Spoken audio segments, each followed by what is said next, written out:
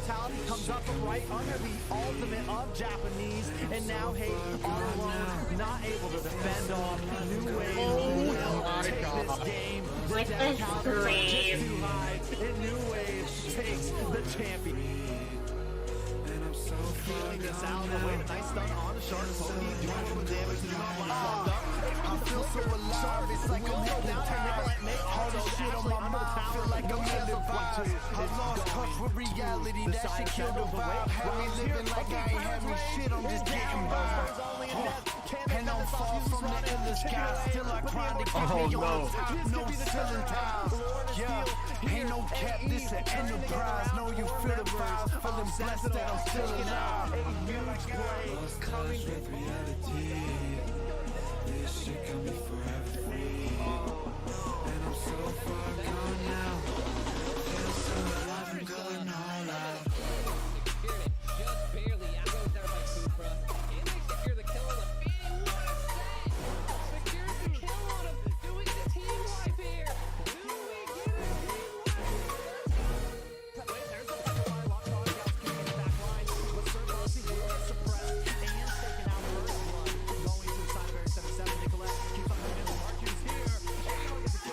Yeah, I'm feeling so alive, I feel energized.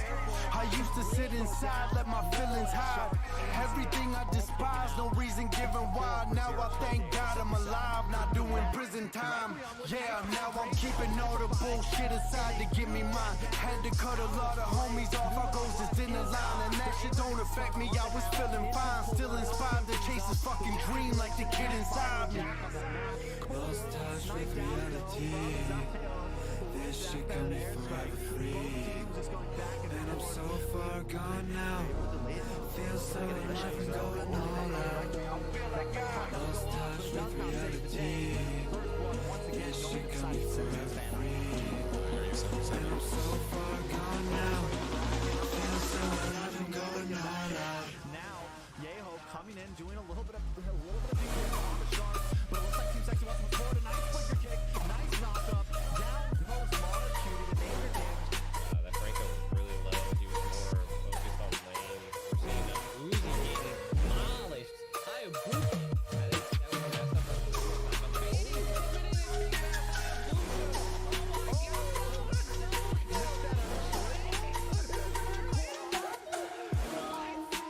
And kind of have someone keeping vision, and we are seeing a bit of a pick on off the field. That's what it looks like. We'll see Ziggy though getting caught up. Omega gets a stun. In comes Syndicate. He does use that petrify, but Ziggy is gonna go down. It's another kill there. He's doing some sort of crazy play. But now he is taking some damage there. He does turn in.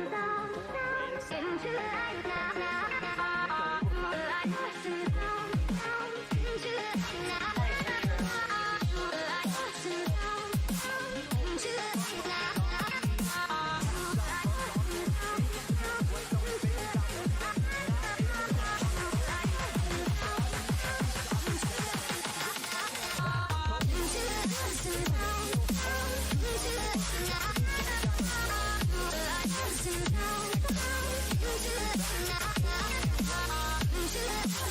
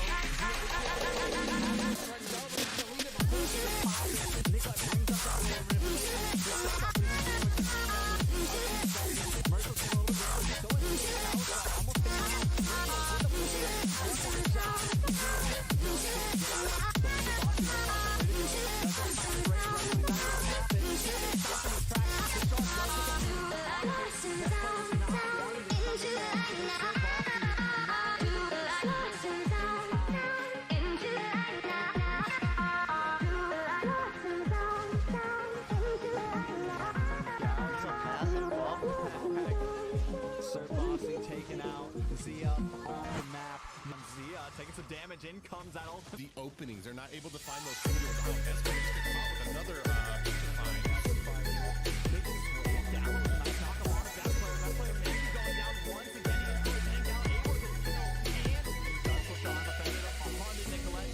With that ultimate, trying to make some space. Sharp with the Newman on blast. They are going to get the kill on the 8. Nice counterplay coming from Team Splits away to second best player with the Petrify. Sharp trying to do it on blast. Will get stopped in his track. And a nice time offended on the Sharp. They take that tower. Zia now coming around the side of Axel there with the Dark Soul. They are going to get on Nikolai coming on the Sharp. Right now, they're being punished for it because Insomniacs is just outrotating them.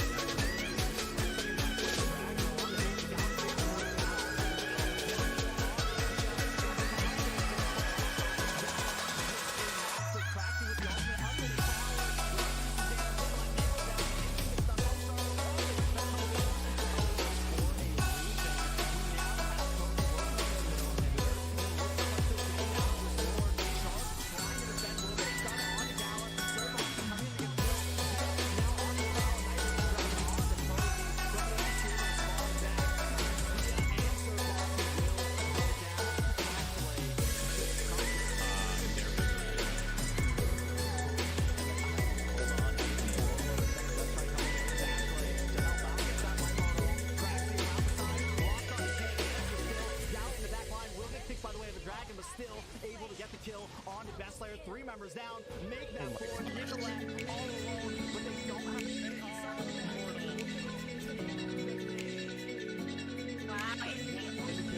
Starmoon though, but again, no one's able to stop this Newman on flash. It crashes down and Will gets the spin on the wall. Make that all alone. Will taking out Omega. Will next to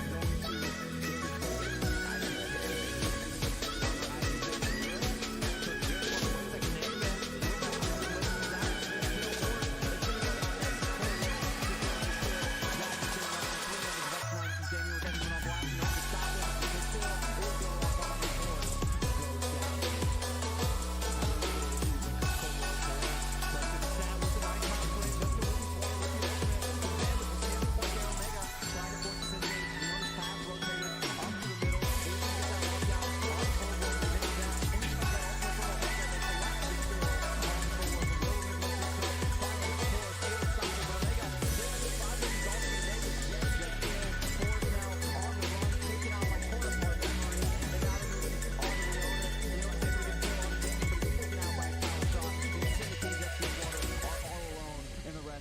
This team fight, the disengage will most likely happen.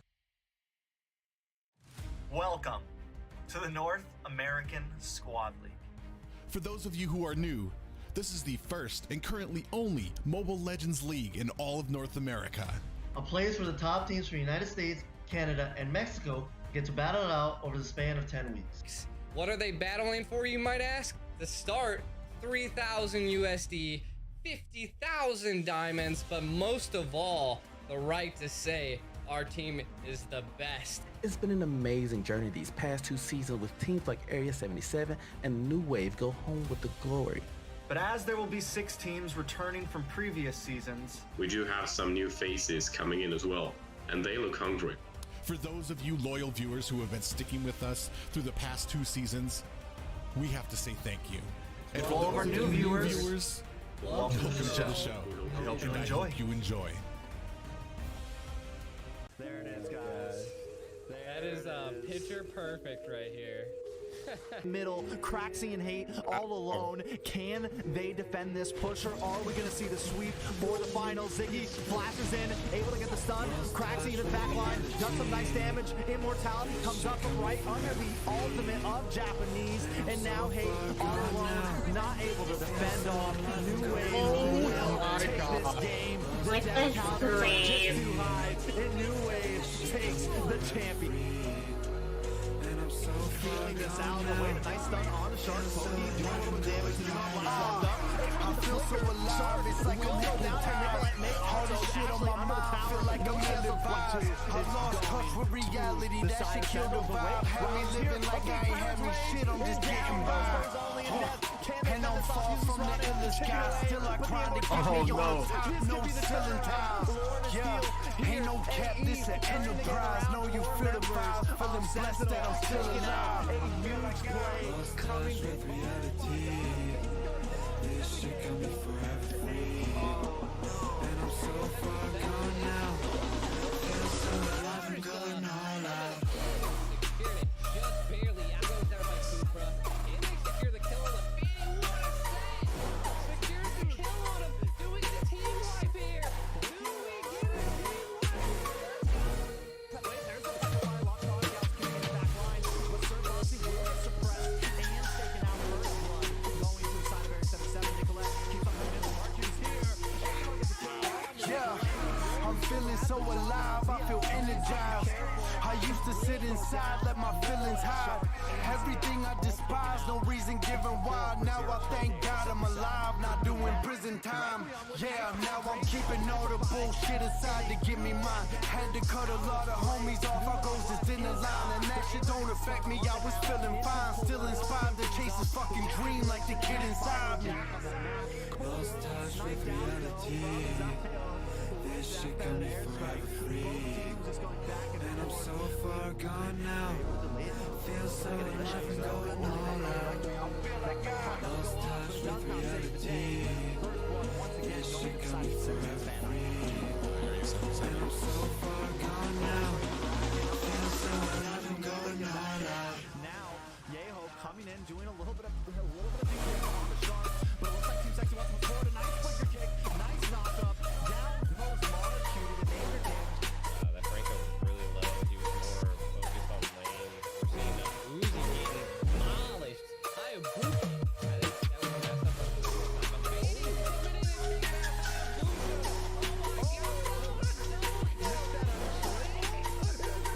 God. And kind of have someone keeping vision, and we are seeing a bit of a pick on off the feet. That's what it looks like. We'll see Ziggy though getting caught up. Omega gets a stun. In comes Syndicate. He does use that petrify, but Ziggy is gonna go down. It's another kill there and do some sort of crazy play. But now he is taking some damage. He does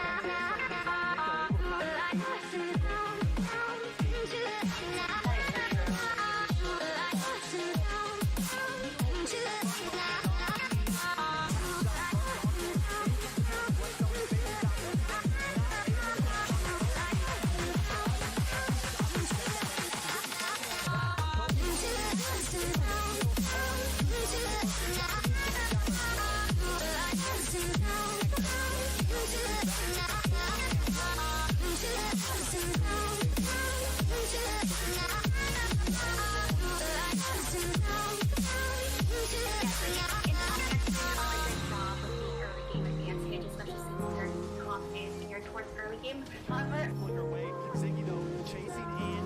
Does have the ultimate way to use it. Ronaldo does go down. Treva there trying to slow down, trying to take it really much damage.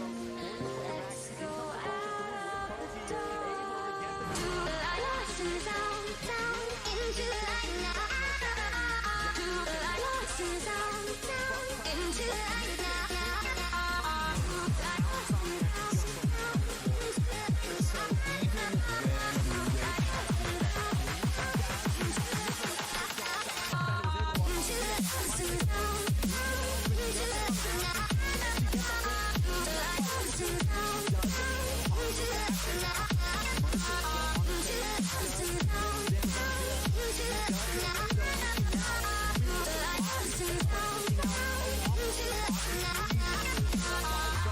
Shark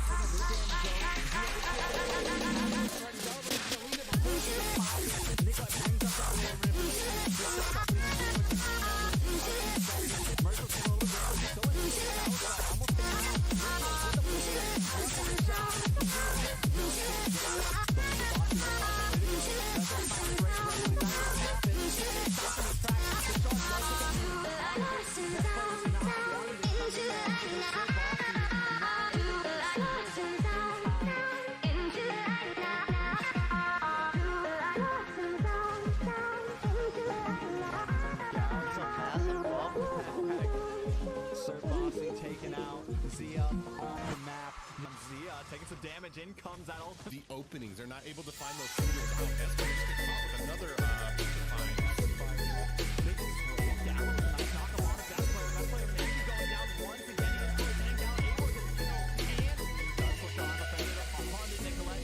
With that ultimate, trying to make some space. Sharp with an Newman on blast. They are going to get the kill on the 8. Nice counterplay coming from Team Simpsons. Away to second best player with the petrify. Sharp trying to Newman on blast. Will get stopped in his track. And a nice time offended on the Sharp. They get that tower. Now coming around the side of Axel there. With the Sharp coming on the Sharp. Right now, they're being punished for it because Insomniacs is just out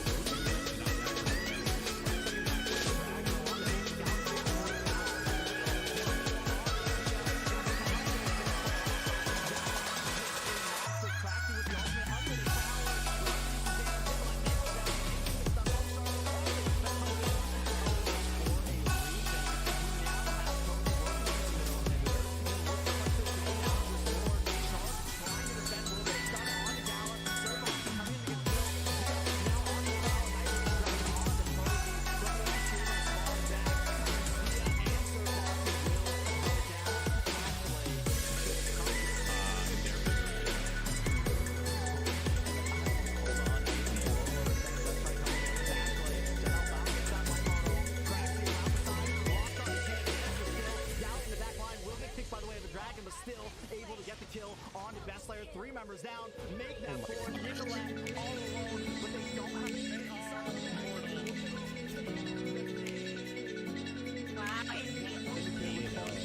But again, no one's able to stop this Newman on black. It crashes down and Newman gets the spin on the wall. Makes that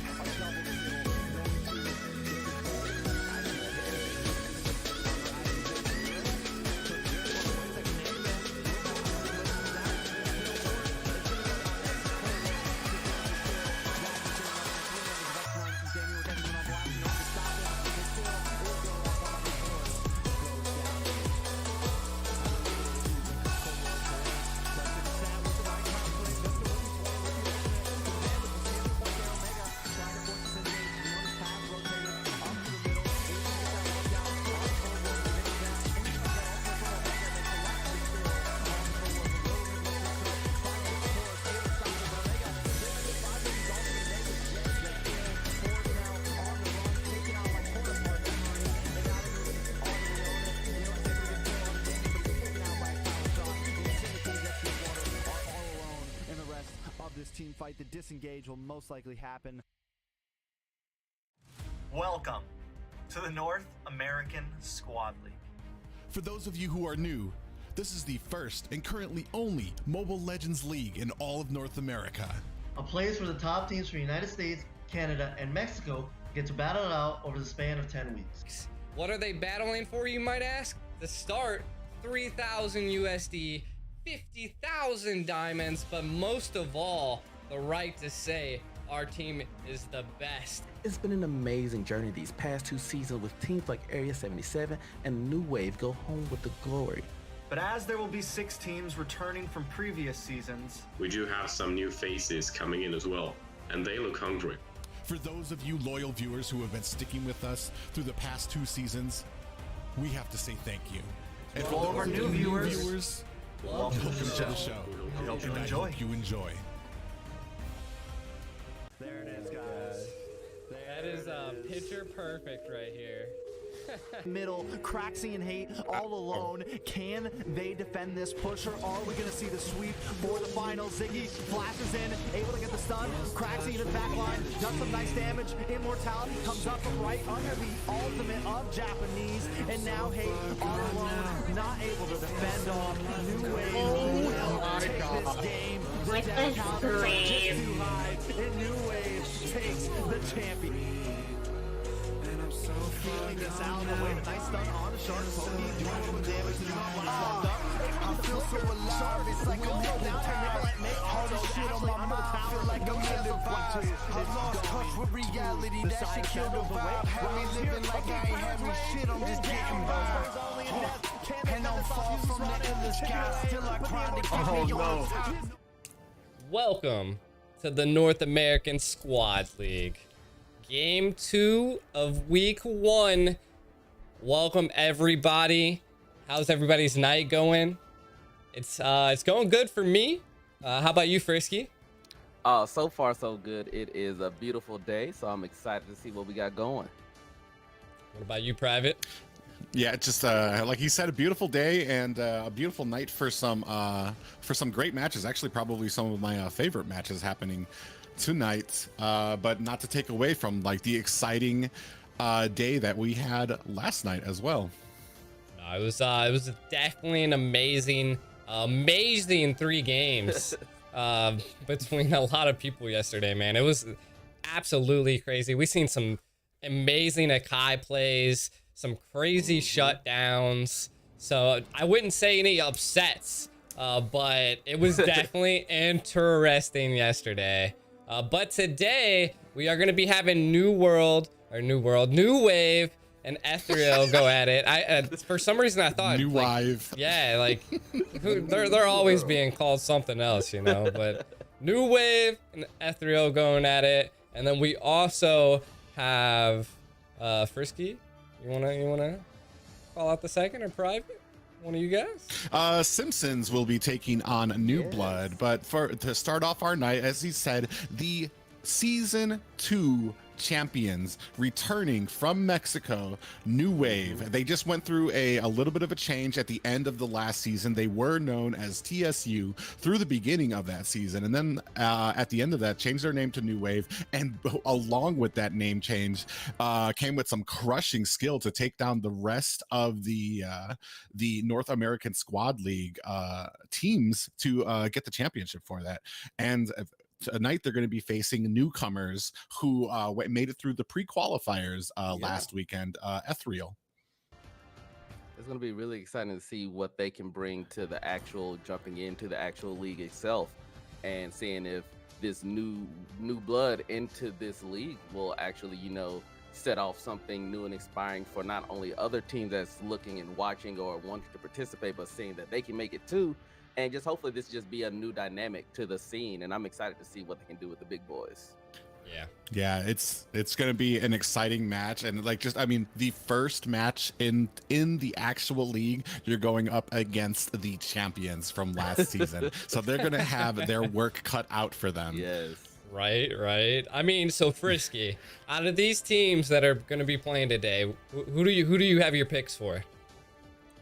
Man, I was going back and forth. I knew I was going back and forth between New World, but I'm thinking New Wave. New Wave, yeah. You see? That's why I was going back and it's forth, because I see NW in my head go straight to New World. But I'm gonna go with Ethereal today. I'm gonna go with Ethereal right now in this game. You're gonna go against the champions? Yeah, I was looking back on some stuff, and I was thinking that maybe in my head, I think they're gonna honestly underestimate them. And I think that they're gonna, hopefully in my head, how I see things doing, they're gonna underestimate them the first game. Second game, it might rally back, and then I think they're gonna learn from that. And I'm hoping that they just, it just boom, and they just hit them with something, some amazing plays and some new things that we haven't seen. Maybe the way they do things maybe differently than they're expecting. And I'm betting on that. I'm betting on they don't know how they're gonna play. So all right, I'm gonna go with that one. So Ethereal, what about you, Private? Indeed, while being the new player does bring some the new kid on the block does bring that questionable, that mysteriousness of like, you don't know what they're going to be able to pick. We saw yesterday with Deuce Knights just that not being able to know how they're going to draft and things was actually successful for them. So I can see where he's going with that, and I do have tiny bits of inside information about it with New Wave. I do know that they are competing in South America, Latin American championships down there right now. So this isn't the exact same roster. There are some changes right now while they're kind of juggling 2 competitions right now. With that said, I just feel like New Wave, I do know that they have a coach. They have somebody who does plays with them, who goes through that. They practice. I just don't see them losing the opening night to a brand new team just yet. I feel like they're going to come here, especially with these new players that they're going to have on the roster. And I think they're going to come out here to prove and to just set that bar that they set last season. So my vote's going to have to go with New Wave for this, the season 2 champions. Yes. Yeah. And you know, I kind of want to see what happens. You know, I want to see them bring it to a 1-1, you know, and then you know, fight it out. So we'll see how things go here. If you had to decide between the Simpsons or First Blood, what would you pick, Frisky? Oh man, in my head I always want to go with the Simpsons just because of nostalgia reasons and purposes that just name alone holds for me. I feel you. Okay. But I want to say what I got down here. I want to go with First Blood. First Blood? I'm gonna go. Yeah. I I picked. You think they're gonna get the First Blood? I'm hoping so, just for that namesake and for bragging rights to say that they did get First Blood and I was correct. Mhm. But no, I'm thinking that they will prove themselves this time around. And I know the Simpsons were also pretty good. They had some pretty good games last season. So it's like this is the first week. So a lot of players or a lot of teams are going to be proving themselves. And this is going to be where you put up or shut up in my instance on this first week. So I'm hoping that everyone, just in general, will put up amazing games. I don't have to say that everyone has to be a back and forth. And I don't honestly want to see any just full 2-0s. I just want to see good competitive teams, good competitive play from both teams. But in the end, I hope First Blood, while drawing that First Blood, also come out with the new win tonight. What about you, Private? I'm gonna have to say, like, we've seen how the Simpsons play. They're established here. Unfortunately, I believe they did have to go through the pre-qualifiers because they didn't qualify for the playoffs last season. But one thing I do know, and the Simpsons, they're steady and they're skilled. One thing though is that since I have been blessed with coming here to the NASL and casting for you guys, there's one name that has been popping up in the back, and that has been New Blood. They've been hungry. They've been, when there's scrims to be played, they're always trying to vote in. They've been wanting a spot and they've been hungry for it for a very long time, and now they have it. I've seen them scrim against teams like New Wave, some of the other ones from NASL from last season, and I feel like this is their moment and they're not going to let it slip. Even their I believe Afnan is their coach over there. He's been doing everything he can to make sure he's good on the rules. He's been going the extra mile for his team to make sure that they are prepared for this. And honestly, I'd be hard pressed to at this early in the stage to kind of bet against them with how hungry they are right now. So my vote would also have to go with New Bloods. New Blood. Okay. All right. I've heard, like, you know, I haven't personally been able to see what they could bring to the table, but I've definitely heard about what they've done through the qualifications. So I can't wait to see what they can definitely get done. Now, to talk about what's going on in the world here, what's your guys' takes from the games last night? What about you, Private? You were there. For the most part, yes, I was. A lot of the games. I don't know. I was joking about it before, but I had pretty much. I think I'm pretty much 100% on my picks. I think one of the bigger picks that me, you, and the rest of the casters with Rex kind of varied from or differed from was that last match between Deuce Knights and Insomniacs, where like I said, I've been a big fan of them for a very long time, Deuce Knights, because they just always keep improving and bringing something fresh to the fold, and it's just been amazing to watch them. Area 77, I wish I could say it was surprising. They ended up going up with another batch of new blood that just came in here. Who the team? Give me a second. VFM. They went up against VFM, and VFM put up a decent fight. But like I said, man, you're the new blood here, and you have the unfortunate matches of going up against I believe Area 77. Were they second place last season? I know they won the NACT directly after, so they're champions in their own respect. So I mean, that's just a tough opponent to go against in the first day of this of this squad league, but hopefully they see the holes in their plays and they can learn from that as well. Yeah, no, definitely. Well, I think the players are ready here, so let's without further ado, let's hop into the draft picks here and see what we possibly could get done. What do you think they're gonna possibly go with here? For right now, I mean, if it's anything from like what we saw last night, we're going to be seeing Thamus, Dyroth, and Thamus and Dyroth either pick or banned here. That's been the biggest surprise, along with the Akai picks. Definitely with the update with Akai, you just seen so much more play with him in general, and which is totally understandable. Same with Dyroth. Is this the recent buffs that they did that I'm very excited because it really shooken up the meta, because we can just think just a season ago we weren't looking at Dyroth being even in the draft pick or picking and things like that, and now with his new basically utility kit that he can do, it's amazing. So I figure he's gonna either, like you said, get banned or pick right off the go. Yeah, and I mean, we're seeing some solid bans here. To be honest, all of yesterday we were seeing some, like, Matcha was banned all the time. So it's really cool to kind of see that the trend's still going. Ling's still being banned. Kufra's banned. Maybe they're attempting to maybe pick up a Wanwan here.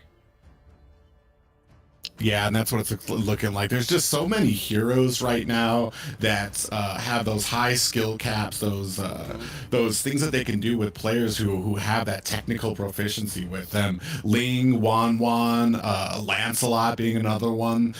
Great just for the setups and being able to get out of position. I think taking this Kufra off the board puts a big priority on those Wanwan and that Lancelot, and those maybe even a Fanny as well. Because you've taken off pretty much their biggest counters. Yeah, exactly. That's his main thing is doing that, stopping and grouping and like being able to control a lot of the area with almost every moveset that he does have. So them doing that, I can see that opening up the case. And like with a lot of these bans, they are just kind of set in stone bans. Just generally, like I said, you got your Ling and things like Masha, because Masha can not only just clear the jungle, she's very good at taking out soloing whole lanes. If you leave her alone for an instant, she will drop at least 2 towers without you even realizing it, and able to speed away and get away. So I can see why she is banned. The same thing with a lot of these characters. There's some picks that are just stapled. Karina, for example, what we just seen, like no one wants to deal with that, and I think this is just going to open up for those 1-1s and open up for people to go ahead and get that, because the pool pick now that we have is so wide.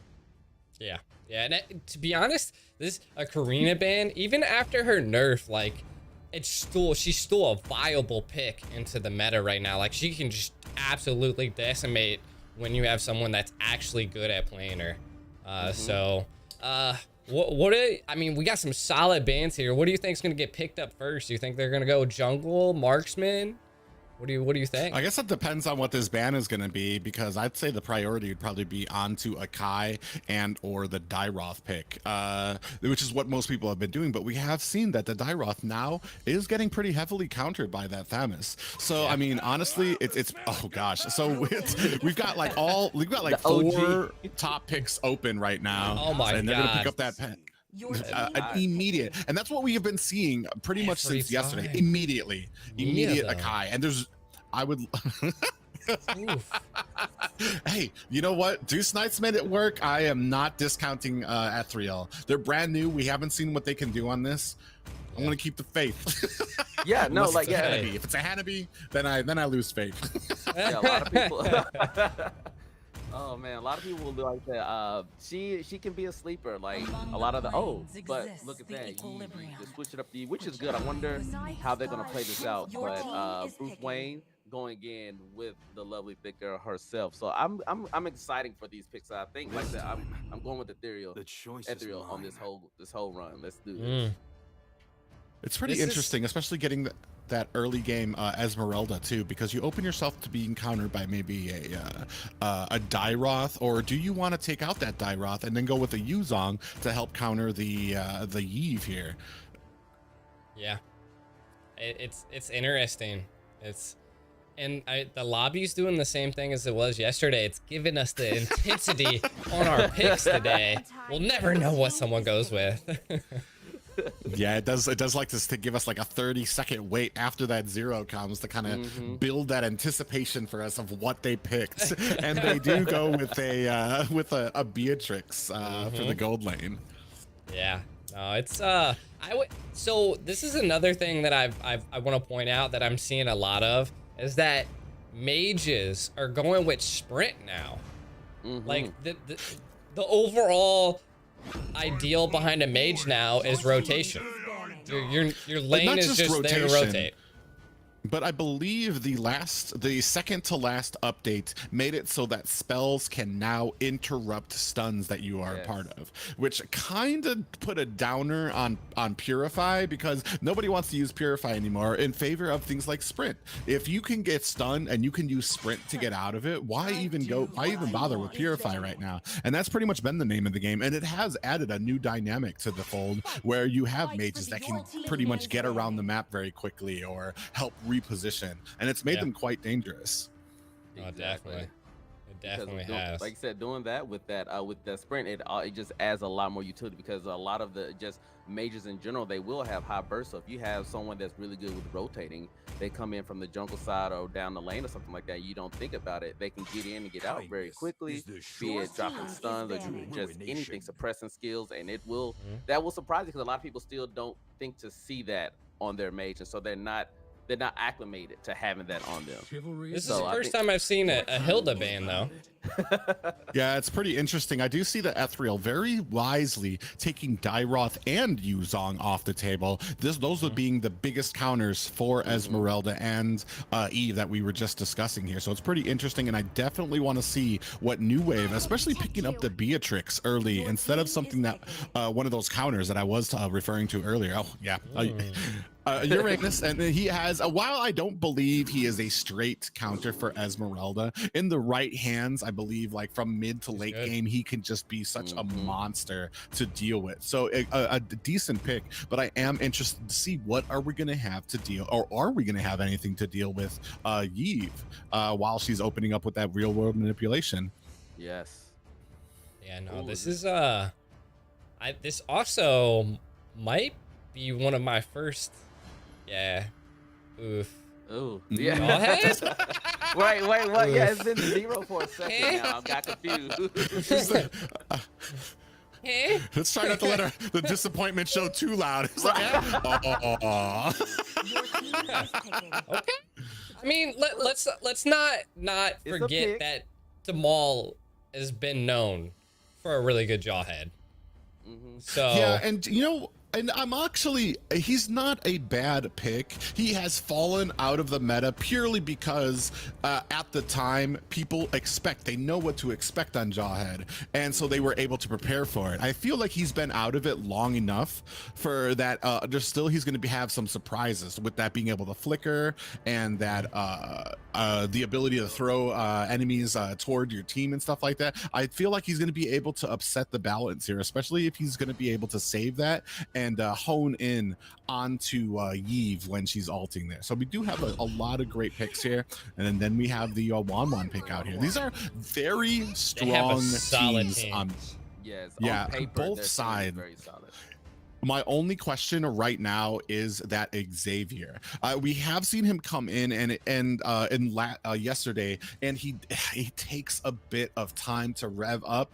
Not only that, but he needs something to protect him. Is the Akai, is the Uranus, is the Jawhead going to be enough of a front line to be able to protect him, to be able to get off those shots, to be able to get off that guiding lights and that CC that he has on there? We're about to find out here. You're about to find out, that's for sure. Yes.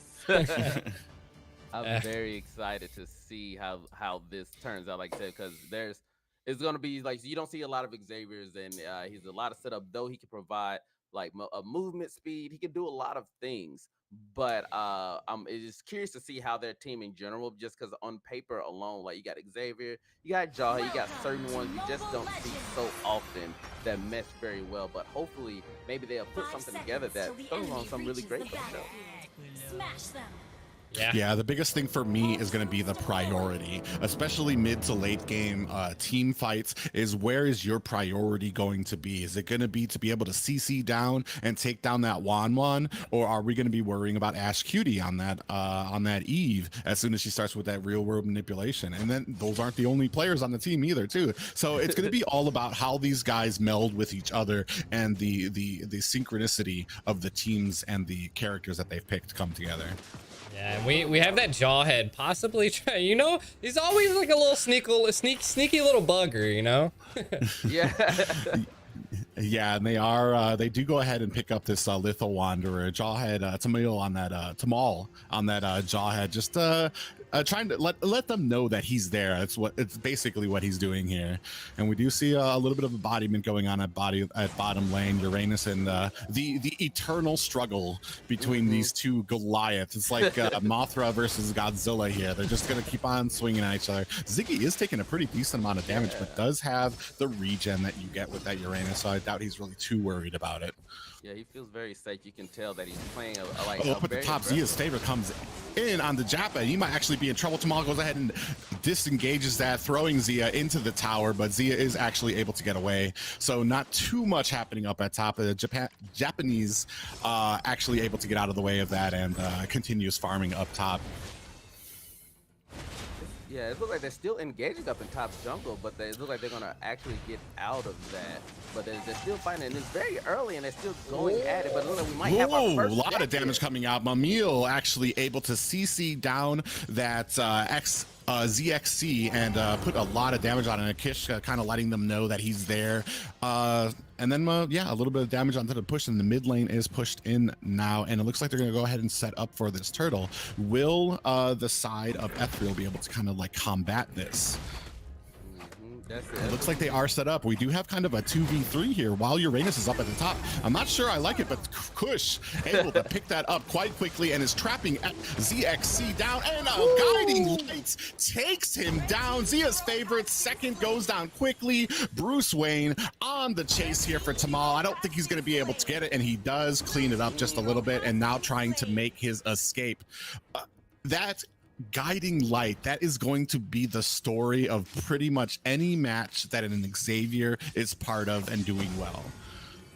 Yes, that is very scary. You still have Uranus up there, you know, just keeping that wave clear. But again, you have her doing this exact same thing, and this is just gonna be a stalemate no matter what that's going on. Ziggy is basically in their base right now, stopping the waves. It's just, and you know what, and that's the smart thing to do by Bruce Wayne, is to be able to, and we do have a kill now, taking down Zia's favorites is Japanese here. So there, looks like they're gonna be putting some pressure onto Wan, trying to make their escape. It is a 3v1 up there, and they do take down Chef at the top there.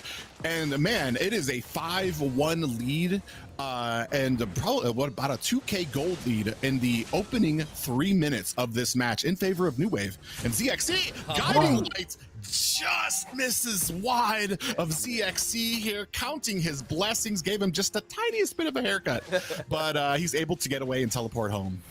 Yeah, and that top tower is finally down. And like I said before, on paper, it looked like something else. But early game, we are seeing that they are going in again. They're going in on 1-1. Yeah, Tamal goes on to Chef. Chef taken down quite quickly. The real world manipulation, not enough to slow them down. And it looks like, oh, we have a Luminous Blast coming out. Takes down. Oh my God, Japanese and Tamal taken down. Got a little greedy there. Decided to go ahead and teleport a little too close instead of just disengaging all the way to safety. I think maybe a little bit of underestimation that we were talking about earlier for Ethereal.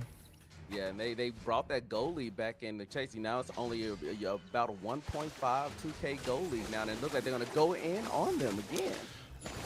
Kush might actually want to disengage, as he doesn't really have the numbers right now. And we do see that Esmeralda is rotating up, might be able to provide that support with that ult. A lot of damage coming out. Tamal trying to disengage. We do have the Bruce Wayne coming in.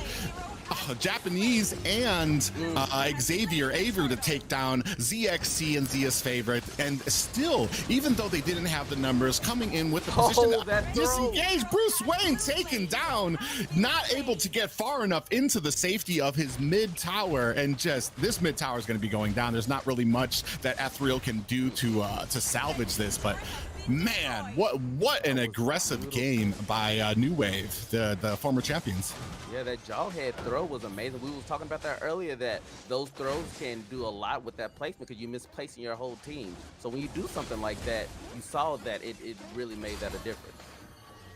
Yeah, and we do see that Japanese has gone ahead and changed out lanes, is actually going to the bottom lane. Pretty interesting verse that you have here with a Beatrix versus Esmeralda actually putting on some pretty decent damage. We have a fight going on up at top. Looks like Kush actually might be a little bit of trouble here. Zia's favorite, and an ult comes out by Wanwan onto Kush. Kush goes down. Mamil is trying to get away. Chef not actually able to put any more damage on, but he does get one for that. And then a real-world manipulation comes out. Mamil trying to get away. Tamal coming in, and Ash Cutie wisely disengages from that, not wanting to be yet another thrown teammate into the fold.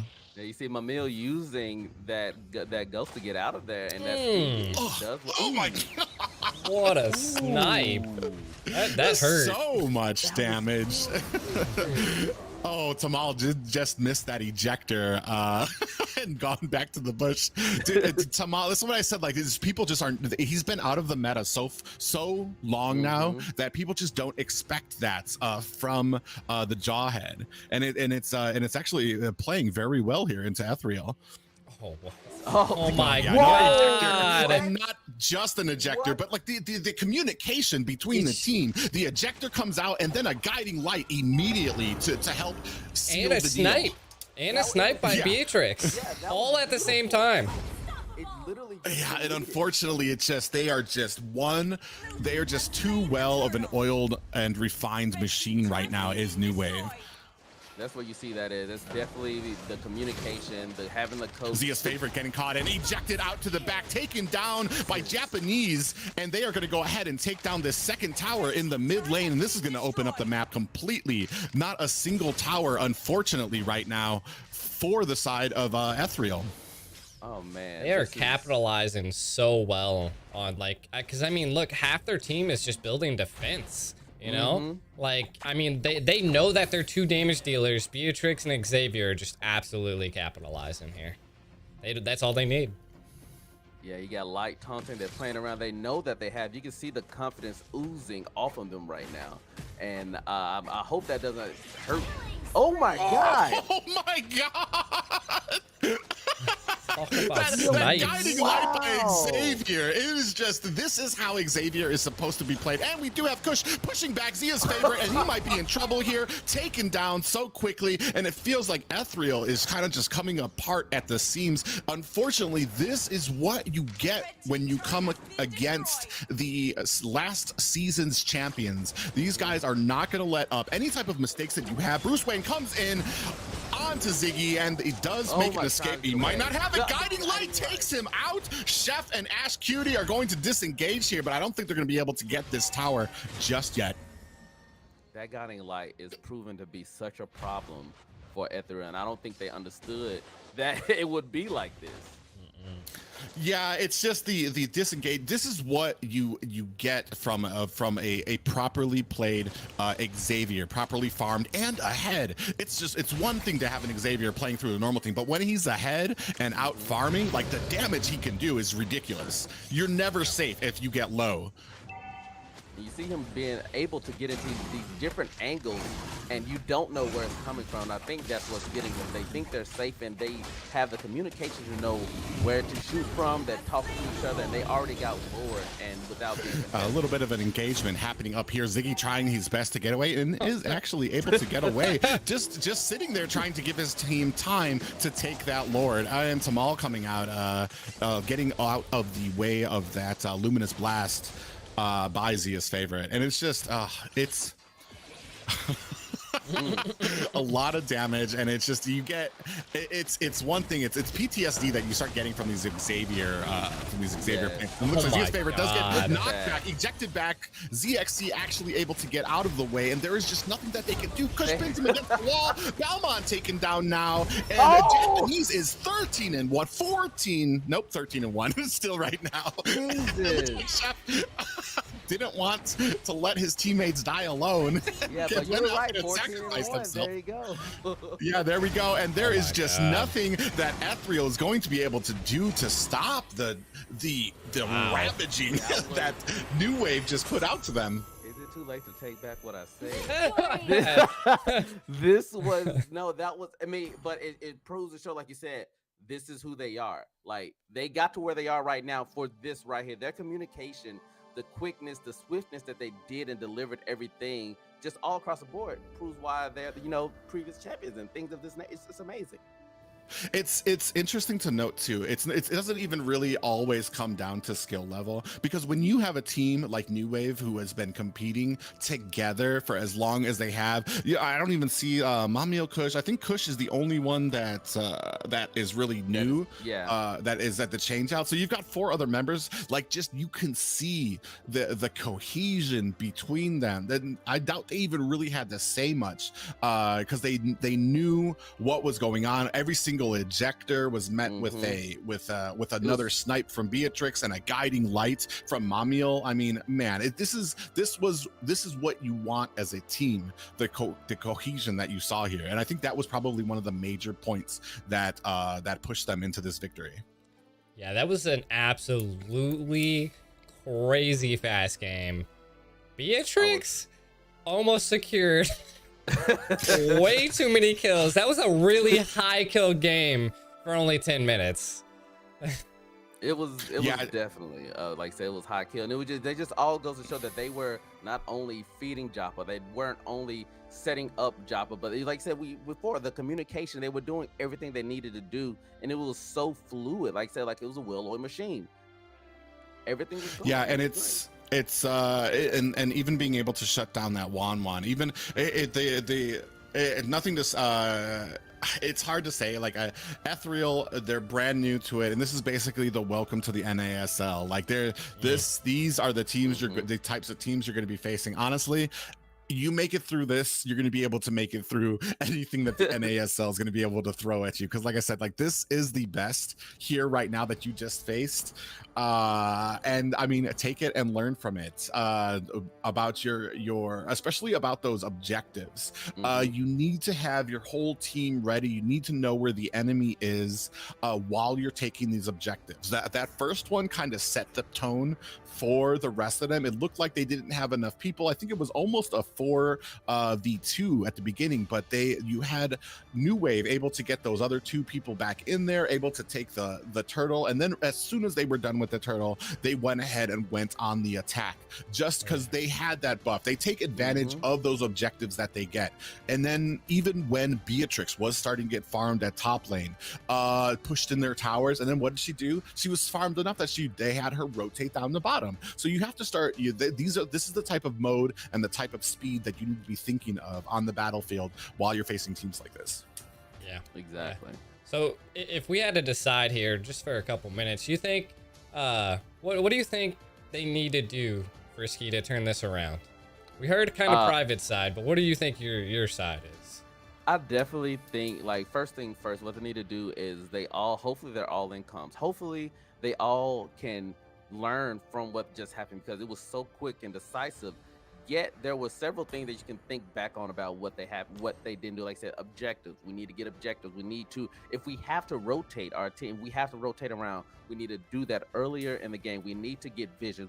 There are certain things that they need to do, and I believe that hopefully they can take a look at that and just if the clearest thing, get objectives, get vision, and be able to communicate that to your team so that they can know how to follow up upon those responses. Yeah, I think for me, one major thing is Xavier. It's sad at this point, and I know it's too early for that type of with that type of domination showed by New Wave. It might be a little too early to start thinking about bans, but like Xavier, Beatrix, one of those you might not want on the field anymore. Xavier, just the panic that you have to have at any moment on the map. Like Jawhead maybe gets a little damage on you, you're like, phew, I got away, and then you see the beginning of that guiding light coming out, like that's just that could be gut wrenching, and it can just it puts that in the mind of your team, and that like you're gonna have to play a certain way. Same thing with that Beatrix. I mean, it was while it didn't, I don't feel like you had the same fear throughout the entirety of the map. Whenever Beatrix was around, like she was dismantling things. Yes. So especially with that snipe, those you might want to think. That's the only thing I can think of is maybe one of those you might want to take off the table next time, just to kind of like give your team a little bit of breathing room when you're disengaging. I can definitely understand that, and I'm gonna say what Private said last night, man. Like, if you're not gonna play the Akai and you're not first pick, ban Akai.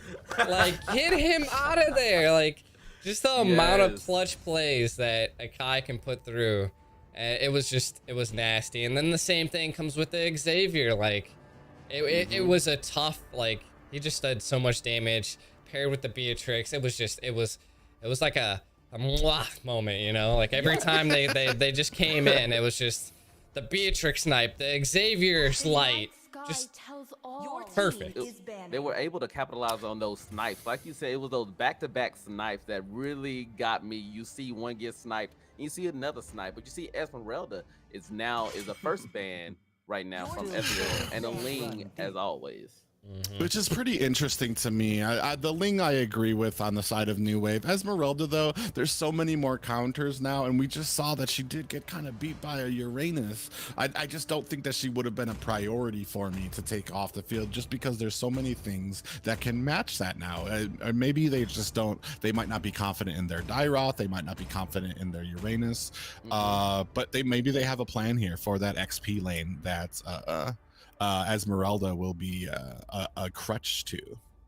Maybe. Yes, I wonder if Ether is gonna lean into the bans of what deterred them from winning last game. I wonder if they're going to, like I said, those major things like your Xaviers, or I wonder if they're gonna do those bans that's gonna this is what beat us. Let's just take this off the board and see if we can clear up some room from us. But we may have something different. Maybe they have something more up their skins. Yeah, I mean, they're definitely gonna have to target ban. I mean, New Wave just has way too. Their chemistry is like higher than anything you've ever seen in that last game. Like they felt every moment and just knew what to do. I think they can pull it back. Yeah. Yeah. Another Kufra ban on the side of New Wave here. I'm wondering, and there goes smartly the Beatrix comes out, but we do have an Akai open. Are we gonna let that through? I don't know if New Wave, if they have a plan. I would love nothing more for them to let Akai through and show that they have a plan for it, because I would be taking notes, because all throughout the yesterday, like, there was nothing that could stop them. It was basically a freight train. Yes, and nobody could do anything that way. Oh yeah, and then the anticipation of the tournament lobby as we sit here lingering. Yeah, right. Who's banned? It's a combination that we see a lot now. Is that if the other team picks up Akai, the other team picks up they pick up Balmont. It's like a Beyblade battle, bro. Like, you just don't know what's happening. Yeah. So we do still have the Grok, the Wan. Dairoth is still open right now. We do still have those heavy mages with Yve and the Xavier. So there's a lot for Ethereal to kind of pan through here. But then you're going to be giving 2 picks to New Wave. So and we go ahead and take the Karina. Interesting. That's a good pick. What do you think they could counter this with? Well, there's still a lot to counter that with. I do believe that we did see New Wave last season was countering it with. They're the ones who brought in that X-Borg jungle from last season. So, and that's what they were using to counter. They had a very tanky front line, and you wouldn't have thought of it. Oh man, let me tell you.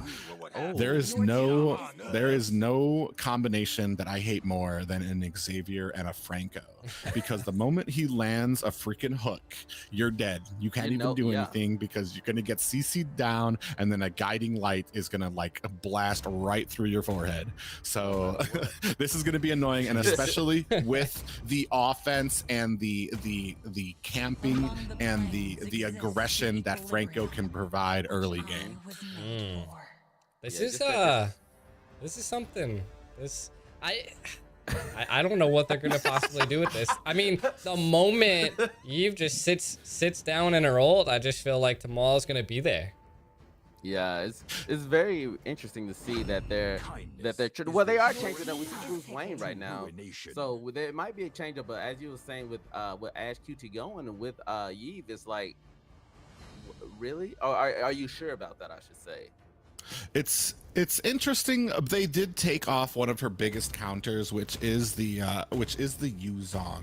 So they are kind of trying to plan for that eventuality. The only problem is it's going to take Ash QT to make sure that she is watching for those things. The Franco, make sure that he uses his ult that's suppressed before you go ahead and ult, because that's not something that you're going to want to deal with while you're ulting and get that shut down. We do see a Clint being picked up, and Clint has had a surprisingly large role this season since yesterday. I've seen him almost every single match now. Hilda again.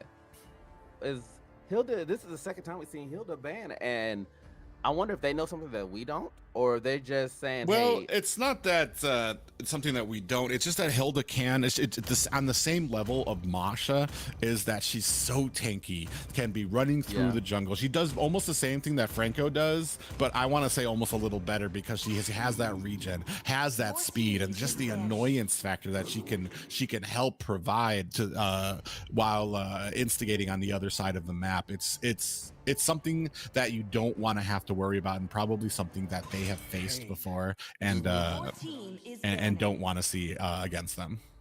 No, exactly. You see a Brody ban. I think that was a good target ban, which is what's going through their head on New Wave side, is they picked Clint first so they could reduce his targets, because carry, that's the lane that you have to be in to get a lot of gold nowadays. So putting him up and banning what you can to counter him, it's great plays going on right now. It's going to be really interesting to see what they do to kind of combat this Clint on the gold lane. I mean, you've taken out the Beatrix already. The only other real straight edge counters are going to be, I think they're trying to bait them maybe into a Wan pick, but I mean, you still have the if you play a Popol and Koopa is a pretty decent counter nowadays to Clint. It just depends on what I think the only other thing that we saw yesterday heavily was that Carrie and Claude, but I'm not really sure how well Claude works into this into this comp that New Wave has. I think my bet would have been on Popol and Koopa, but I guess we're gonna have to see what Ethereal has in store. And then here comes the Masha, and I think this might have been the reason for the ban of the Hilda. Yeah, because like I'm gonna tell you right now, this is gonna be annoying. Is having that Masha in there. Mm-hmm. They kind of made me bite my my words from the very beginning. They always been Masha yesterday, every day, and then now, bam, Masha, second game. I guess we're gonna find out. They're gonna show us exactly why you're supposed to ban her. Okay, and we do have a nice, interesting pickup of the Atlas here. I like this for the synchronicity of the team. Because the setups from Atlas's ults into like a Black Dragon, into like the rest of you have Chef here with the Claude. I mean, there's a lot of AoE damage that can be put down. It just depends on how well New Wave, and we know that they're going to be well with it, can single target people down. Like you have the team CC and the team damage on the side of Ethereal, but you have like single target like lockdown on the side of New Wave. So we're gonna see how these two kind of clash into each other. Yeah, it's gonna be an interesting go here, and I mean, I mean, the Balmon's always a solid pick, so Yeah. I can't wait to see what they possibly pull out here, and see what their decisions are, what they're gonna have to do to play together. Yeah, it's going to be really interesting. I do believe that the ult from Atlas does take Balmond out of his spin, which is what you want. But I think he's the only. Oh, well, no. The Yuzong also has a pop up that can take him out of his spin. We're just going to see how well that they can cohesively use this composition against New Wave. Yes. And we're starting here right now. It's game 2 of day 2, Ethereal versus New Wave. And let's see if they have what it takes to kind of bring this to a game 3 as well. Oh yeah, it looks like they're prepping for an invade, most likely, but they're all around and they're already engaging very quickly just to test and see that, let them know that they are there watching their blue or their purple. They're letting them know that they're there, but Franco is not stopping. Oh, okay. Very wisely, ZXC gets into the way of that hook, which is basically what you want to do against the Franco. If you're not going to be able to stop him from getting into there, you just need to get in the way and stop him from being able to push it. And you see that Kush does pick up this Litho Wanderer, Zia's favorite, gets out of the way, but it's hooked and is going to be taken down here by Mamil. Just you have to be careful about those things. Even if you are a tank, you cannot just wander in there and think that you're going to be able to tank all this damage, because New Wave is going to make you pay for that. And another hook, you see that ZXC gets caught up there, but Zia's favorite is there to kind of help out and push them away. Mamil and Tamal here kind of setting up, probably looking for a little bit of damage. Okay. Like I said, like this combination of Franco and Xavier is just so toxic. Oh my god. Oh, it catches Zia's favorite again. Is he going to be taken out? A lot of damage from Japanese gets put on. Zia's favorite doing his best to get out of the way. And you do see that ZXC is trying to take that minion up top there. And same thing happening up at top while Kush is taking their jungle as well. And I do believe Bruce Wayne might actually be in a little bit of trouble here as he gets cooked up behind by Kush, trying to get away. Does he have enough damage? He's going to try to take out Ziggy. Ziggy goes down, but he pays for that with his life, does Bruce Wayne. And this opens up the top map for New Wave to be able to take that turtle. Yes, and Ethereal down bottom, we will see that they also got a kill. So it looks like hopefully this will be the thing that you need to go on there. Though, even though we just see Kush got the turtle, Joppa getting that first death down there, hopefully that wasn't deterred them from not being able to go well. But I'm happy to see Ethereal is fighting, you know?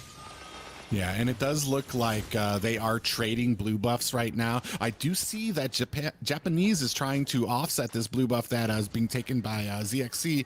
Looks like he was still able to get it, but he is in trouble here, taken down very quickly by 4 members of New Wave. They are just so tight and organized in their rotations, and now you have Kush taking the jungle minions, maybe even going to be going for that red. I'm not sure that Chef, this is a fight that Chef wants to take between these two. No, yeah, not at all. Especially not at this way. You see it's 3 of them down there. You see Zia is trying to engage, but we do have a fight here. Zia's favorite, not able to latch on with that stun. Does get slowed down here. Mamil putting on some damage. Immobilized by Guiding Light. Nice. Finishes the job, and Kush, Zia's favorite, actually might be in trouble. Misses the ult. Yeah. He's trying to get away. But this tower at the bottom is going to go down. But you do see that ZXC is trying to do his best to take advantage of the fact that there is so much aggression down at the bottom. He's going to be taking that red up from the top, but at the cost of a tower. And I'm not sure what what they can do to. Okay. Yep. And Ash Cutie kind of being chased right now by Tamal, does miss the hook, so they are not going to be able to capitalize on that. yeah, it looks like now I don't know how they're going to try to come back from that. The first tower's already gone. They got that additional gold from that first tower, from those gold shields. And it's like, will they be able to do something with this and capitalize on it? That's what I'm curious about. You see Bruce Wayne trying to engage.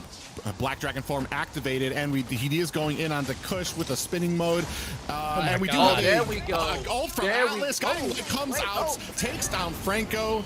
Chef, a lot of damage here. We do have a 1-for-1 trade, but we have ZXC not able to get away at the cost of Ziggy taking that last tower shot that takes it down. 2-for-2 trade, or wait, yeah, 2-for-2 trade there. But this does open up the map. See, this is the thing. Even if you are evening out the fights and the engagements with New Wave, there's always a plan behind it. Like, sure, they lost, they did kind of even, but they opened up that turtle again.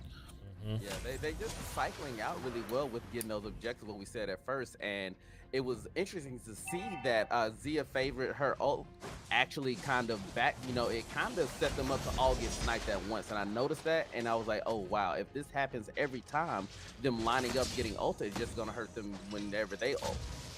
Man, they're just missing. They're not not able to capitalize on a lot of key plays, and just they're making light work of Ethereal right now. Yeah, and it's just very unfortunate. Ash Cutie does go down to Xavier. Tamal able to flicker out of that. ZXC actually might be in a little bit of trouble, but I'm not sure what they have left Ethereal to go ahead and stop this push into mid. A lot of damage coming down to ZXC, taken down by Japanese, and that might be a wrap for Bruce Wayne as the rest of the team comes up here. Black Dragon form activated. This is going to be enough to get him away. No, lethal counter ends that little ride. That was beautiful. Like I said, I think it's starting to crumble at the seams. It may seem because it's just we seeing them. They're oh god, that oh, Zia's favorite gets caught again. Has to get out of the way. Guiding lights puts a little bit more damage, but it's just not enough to take down the tankiness of Zia's favorite right now. These setups are beautiful. It is so good to see a well-oiled machine like this, but it's sad to see Ethereal is getting hit by it each time because they're smoothly running as a team. And Ethereal is like, they're just staggering into these random team fights in their jungle. Tamal does get a suppress onto them. Mamil doesn't have the damage. Bruce Wayne puts some damage onto himself. We do see Zia's favorite coming in here. Tamal might actually be in trouble. We do have 3 here with the Ziggy, Mamil, and Tamal here.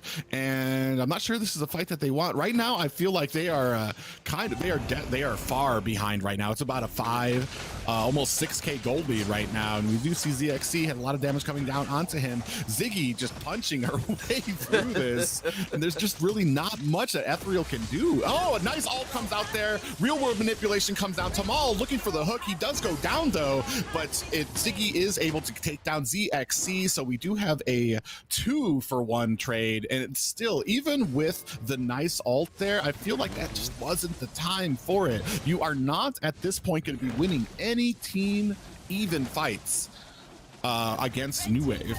Yeah, they was like I said, they're using that ult, Atlas's ult engagement. They're using that against them, so it sets them all up. They all try to go in, and they just sit there and they take it. And then when they disengage, they just go and get objectives once again. That's just massive fights after one on each other, man. It's just everybody's everywhere. You don't know what's gonna go down. You don't know who's setting who. It just I personally feel like there might not be enough damage from Ethereal right now, and it might be one of the hardest. No, look! Oh my God! Just the solo. ZXC is able to get out. Barely makes it out. Unfortunately, this is just the cohesion. Tamal with a hook does get onto Zia's favorite, taken down, makes short work of him, just like they're about to of this tower now as well. We do see Masha over here with a wave coming to push down the bottom, and you see the rest of New Wave going ahead to join her to try to go ahead and guard this off while she takes it. Yeah, it's crazy seeing it. You see that no matter what, even if it doesn't have vision, like Tamal is just throwing those hooks out, and it's just good to see that he just predicting those hooks as they just got it, and you know they're dancing right now. It might be all wrapped up. I don't see how they can come back from this. What do you think? Well, I feel like this is where a lot of teams have trouble, is when you're on these inhibitor. Oh God, I'm afraid to say something because I know Franco's gonna come out with a hook.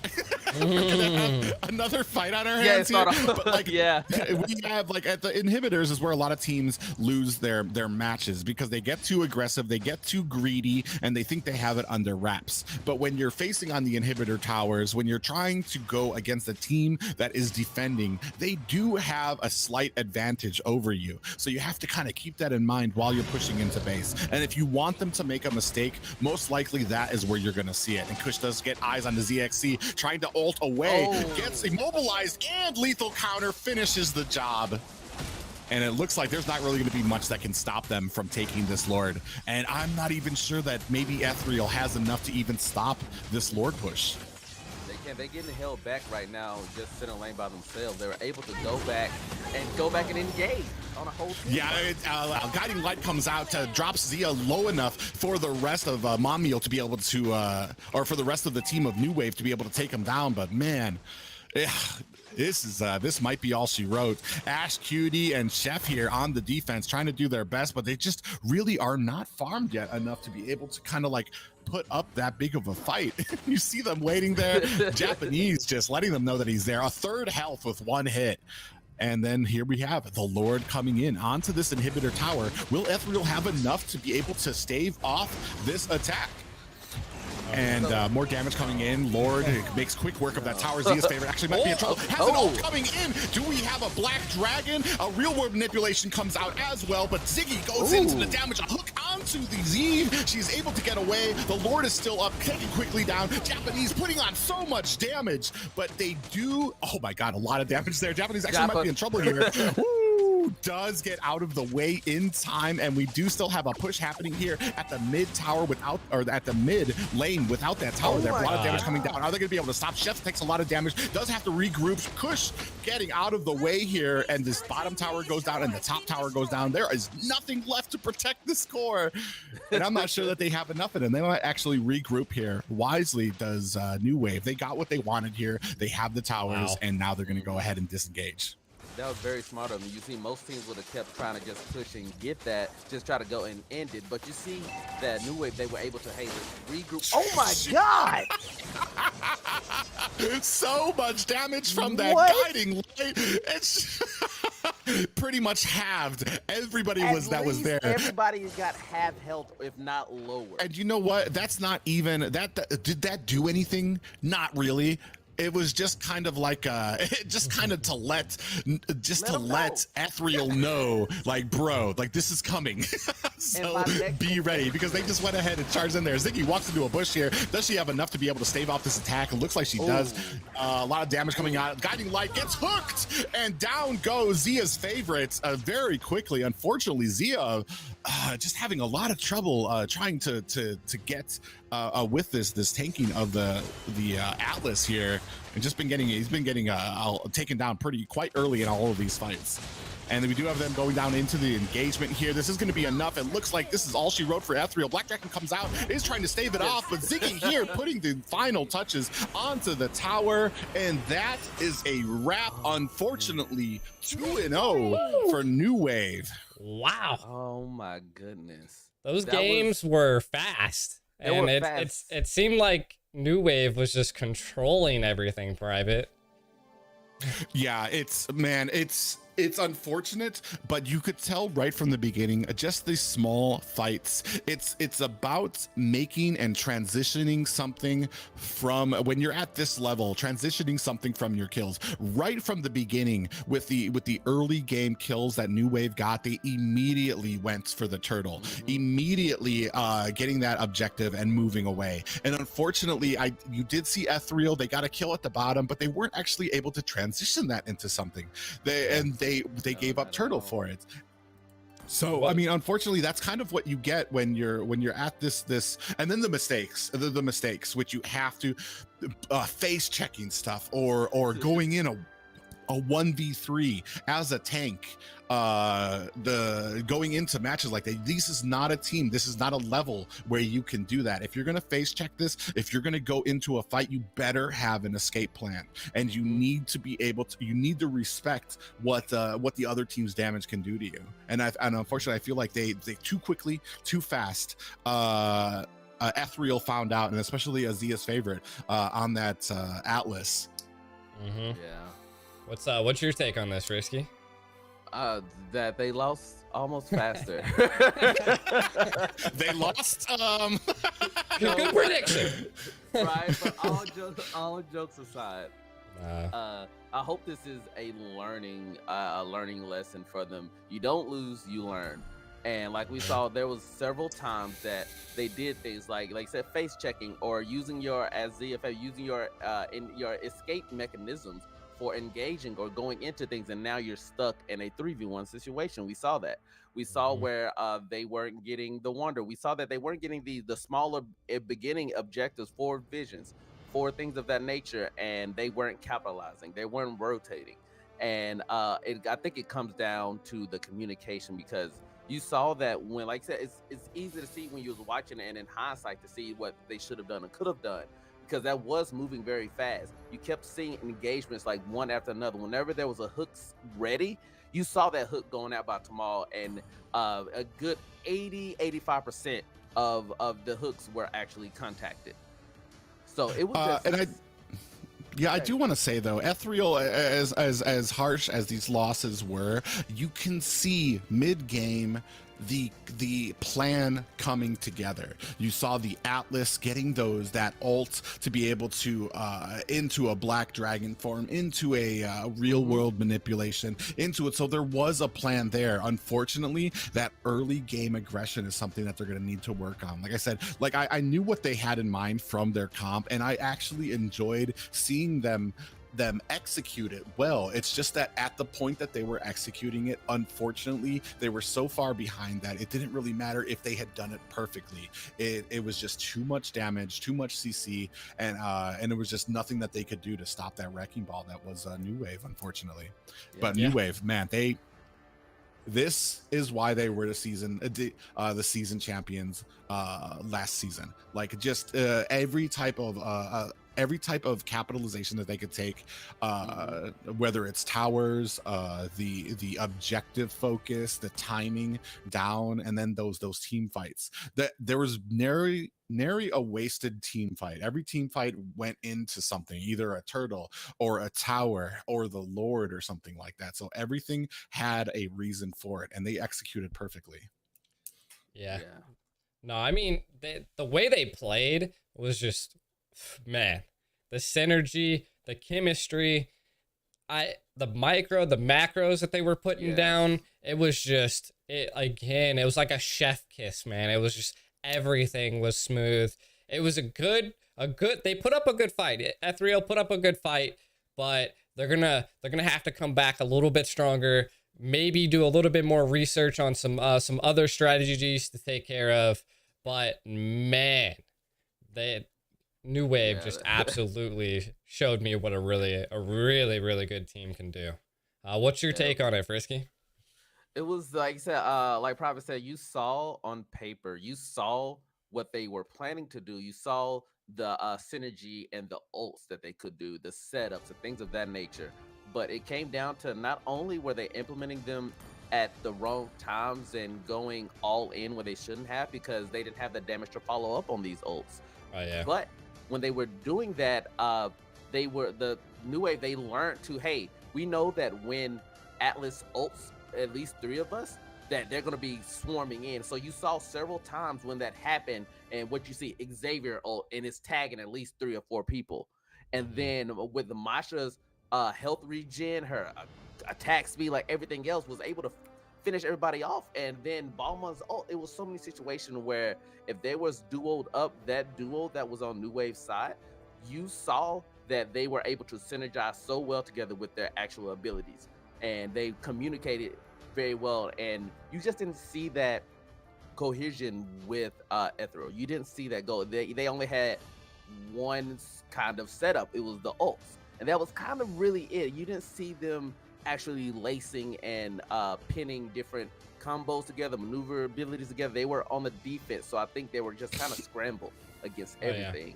And hopefully they can see that this is how fast things can go when you're at this level of play.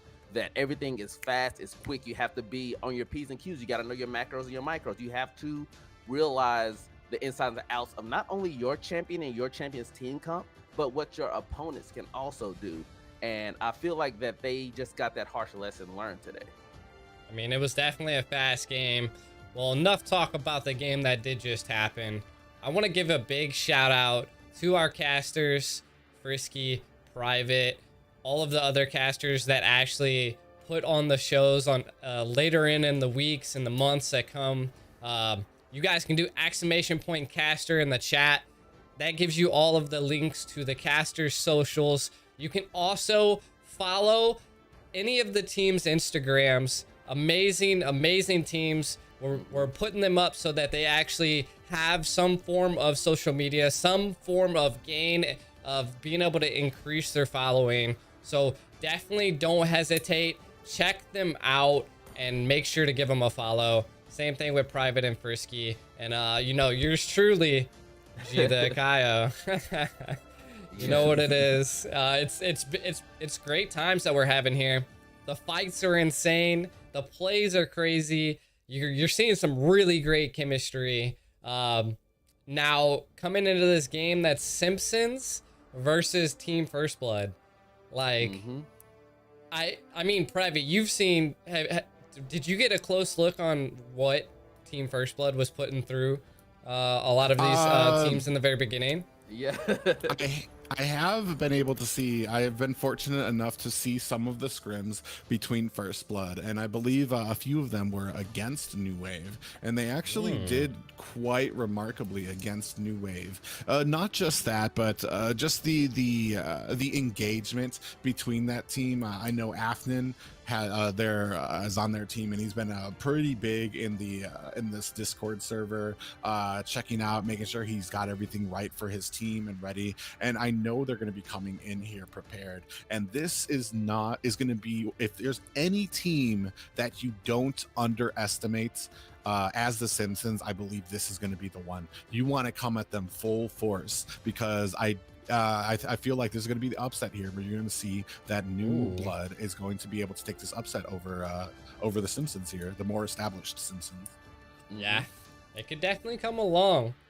But I mean, we've also seen the Simpsons put out some pretty crazy plays themselves. Oh yeah, so, yeah. This is you know, definitely no shake at the Simpsons and their abilities, because, like I said, we've seen them. We've casted their games. We know the playability that they're coming with, and who knows how much they could have learned from them. Who knows that, you know, with the new champions, the new metas, things like that has formed since the last time we've seen them in action, that they could just be even a stronger, more unified team. Yeah, well, we saw that with Deuce Knights as well, where Deuce Knights barely made it, like just rallied together just to get into the playoffs, and even yesterday able to take down Insomniacs. It was Deuce Knights. They just keep on improving, and the same thing going on with Simpsons here. There's just so much going on in NA right now. Even just we were touched on it a little bit last week, where we had way more than expected for the pre-qualifiers. There were some open spots for the league, and we held a pre-qualifiers for it. And I don't know what anybody else was expecting, but I was not expecting the number of teams that we got for that. It overwhelming like amount of teams wanted to come in, which is saying something for North America and the teams that are coming in. We're starting to get more and more teams. More and more people are getting interested. More and more people, especially the veterans, are having more to test their skill against. So it's not just like where everything is like everybody knows what the outcome is going to be. We've got all these teams, all these top teams going at each other on a weekly basis, and it's starting to shake up the things in NA, and what you thought were the top teams are starting to get surprised by some of the newer blood that we have that we have coming into the North American Squad League. So I'm excited to see. That's what we need. That's what we need here, you know? And I mean, we have some amazing events coming up for North America, which is insane. One of the biggest events coming up is the North American, they used to be a community tournament, but now I think it's called the Champion Tournament now. So the NACT, still the same abbreviation, but it's going to be massive. I mean, we're looking at 64 teams starting out, just going at it. Tons of different approaches on it. It's going to be a whole month long, even slightly longer. So we're building the stepping stones to building the focus of North America, you know? Yeah. And I mean, and with you guys being here helping us build these stepping stones, I appreciate it, man. No, I would love it. Yeah. Cause I was recording and with a couple other guys about a week or so ago, and we got some more stuff coming out on it. And I don't know if a lot of people have been following it, and it's just that like the elephant in the room from the analytical side and the human side of it, where there is the big old lawsuit coming up, and this right here, seeing the NACT, seeing the NASL, seeing how the whole thing is that seeing that you seeing so much, not just ground rooted, not just us, but the popularity, and you seeing the wanting of all these teams and so much of people getting involved in this game in Mobile Legends on our side in North America, that is such a viable thing, and it's so great to see that this has a place that we want it here, because the whole thing is them trying not to make this game available for North America. And you seeing the want, you seeing the urgency, you seeing, like I said, so many more teams every time, every year. There's more teams, there's newer teams, not just old people. There's so much switching around, and I think it's just such a shining light on everything, and I'm super excited to see what we have coming up next with everything. No, definitely. Private, if you had to decide on a team that possibly would from the league, do you think someone from the league could take the NACT? From the league, I mean, we've already seen that a lot of our teams get pretty high, especially from the squad league. Area 77, the champions from last year from the last NACT.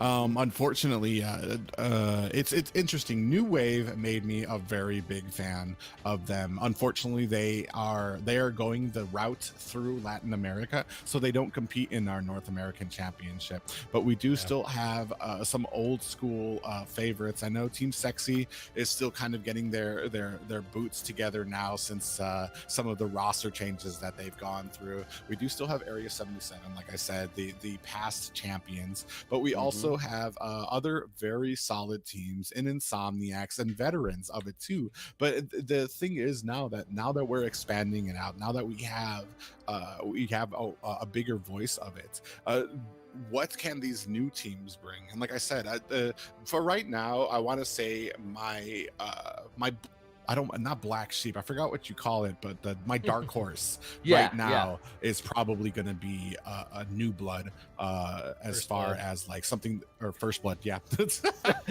the whole time. Listen, they're the new blood in the league. New First Blood. Right. I was saying New World, so I can't say nothing. So I was just like, yeah. Hey, it is, you know. It's a terminology. Whatever. I feel like as far as dark horses are concerned, First Blood will be the one that I think is going to shock a lot of people. But I mean, almost all of the teams in NA and the squad league have shown that they have the staying power and they have the skill to keep competing. And I think you usually see a lot of these teams at the top of those brackets when we do have the NACT. So I mean, it's. I wish I could say some of it is surprising, because as I've been casting for a lot of these teams, I do see just the skill that they have, and it's really not a surprise anymore when I do see them take championship leads. And I'm just kind of hoping to see more and more teams compete through the NACT, so that we can send our best and brightest, hopefully, to M4. Yeah, and you know, that's why we've made the teams that want to commit create socials, because like the foundation of everything is, you're getting seen in a league, you're here, we can kind of see your names, but where can we go to see your actual progress? Like at the end of the day, every team needs some type of content creation, and then that's why we're kind of, it's just like, you know, just a hint, nudge, like the way to get sponsorships is by far having a social of some sort for your team. So it's really cool, and it's awesome. It's kind of like a little child you're seeing grow. And, you know, so being able to see these teams get out there, get out of their comfort zones, reach out to the communities, I feel like is, again, our stepping stones to our areas of hopefully teams getting sponsorships, us securing sponsorships, and then so forth. I mean, Again, this is what, season 3. We're on season 3, so we've been going for a little bit, but we're growing. I mean, North America is growing, so I foresee the future. Teams getting sponsorships, always sponsorships for us. Hopefully we can get a Moonton on board to give a little bit of monetary value. They're of course sponsoring the 50,000 diamonds. Of course, we're still doing the 3K to and the 3K USD in the tournament as well. So there's plenty to go around, and I'm excited. I'm excited. Yeah, and it comes down to it. I know a lot of people, they want to know, when are we getting an MPL? When are we getting this from Moontoon? But it starts here, and it starts with us. It starts with the viewers. It starts with the fans in North America. We have to show that we can handle that. I mean, like, and that goes as far as, like, even with the social medias, hyping up these events, letting your friends know, hey, if you like Mobile Legends, North America has tournaments, North America has leagues, and hyping this stuff up and letting people know about it. And that's what really helps, getting the word out there. So then we can show Moontoon that we are ready, that we can. I mean, Latin America already has one. I don't want to compare, but they already got it. I don't want to compare sizes. Latin America already has one, and I know how some players can sometimes feel about Latin American players, but I mean, man, we have New Wave, who is basically who last season trounced through a lot of NA competition to claim their seat in glory. So I mean, like, what are we gonna answer back with that, guys? Yeah, that's what I'm saying. Hint, nudge, NA. Listen, you got to create like. And I think that's one of the biggest things that New Wave brings to a lot of these things is they actually have a coach, you know, and they put a lot of time behind the scenes and dedication into what they do, and that's what we want to see from North American teams. You know, like take the break, the extra 5 minutes that we give you guys when we're analyzing the past match. And stuff like that. Take that time. Reflect about what just happened and what you can do better. Because there's always a way to improve. Research the last games and kind of, you know, get things going, get the blood flowing, get new ideals in there. I personally think following the meta is the only way you're gonna stay alive in this, because it changes so often. It's the sad truth, but you're right. You know, and I mean, there's a reason that there is a meta, and it does like a New Wave. That's a big thing right now. Is kind of goes along with are we ready for an MPL? Is because you have a team like New Wave who has shown that they are ready, and it isn't just some happenstance thing. They didn't just win by luck. It wasn't a good day or a bad day for another team. They have put in the work. They have a coach. They have somebody who goes over the matches with them. They practice regularly, and that's a big thing. Practice regularly as a 5, and even their bench warmers. I don't want to call them bench warmers. Even their subs. Even the subs get time in, and they get a chance. So that if they do have to have somebody out, heck, you wouldn't know that they didn't have one of their core members in the last match. Yeah, you would have thought that this was their core team. So I mean, this is the type of work that you look into. People want to know why BTK does so well, or how they're able to do well, and think that they can do just that. There's work that comes into it, and that's what you kind of have to do to be at that type of level. The practicing, the constantly playing, the constantly keeping up with the meta. And I almost don't want to say meta just because of how Deuce Knights last night did. Like they went so far outside the meta that I think it just confused a lot of people. Even some of me and Rex and fans, the rest of us were so confused about like, I'm like, I don't even like, I can sit here and talk until I turn blue about what would be good here, but Deuce Knights are just gonna be like, yeah, 3 assassins. 3 assassins. Hey, Yeah. but that works, you know? Like, that's the thing.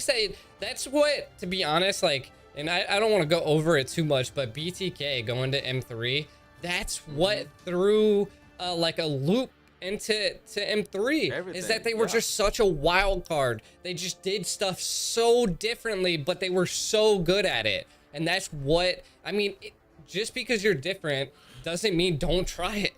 Like, well, that comes down to, for the way I look at it, it comes down to one very core thing, is one thing I learned a long time ago about teams when it comes to like esports and stuff like that, and that's having one voice during those games. It doesn't matter if you guys are doing the wrong thing, as long as all of you guys are doing the same thing when it comes to a team. And honestly, that might actually work. If everyone's doing the same thing, even if it's the wrong thing, it might get you that victory, because you just have that synchronicity that you saw with New Wave, with all of those, like, just the match, or just CC after CC after damage, an incoming guiding light, or a suppression, just one after the other. That's things that unfortunately is not just something you kind of just pick up with somebody. It's something that you have to try. You have to play with them. You have to see what they're gonna do, or how they react in certain situations, and gain that confidence. No, definitely.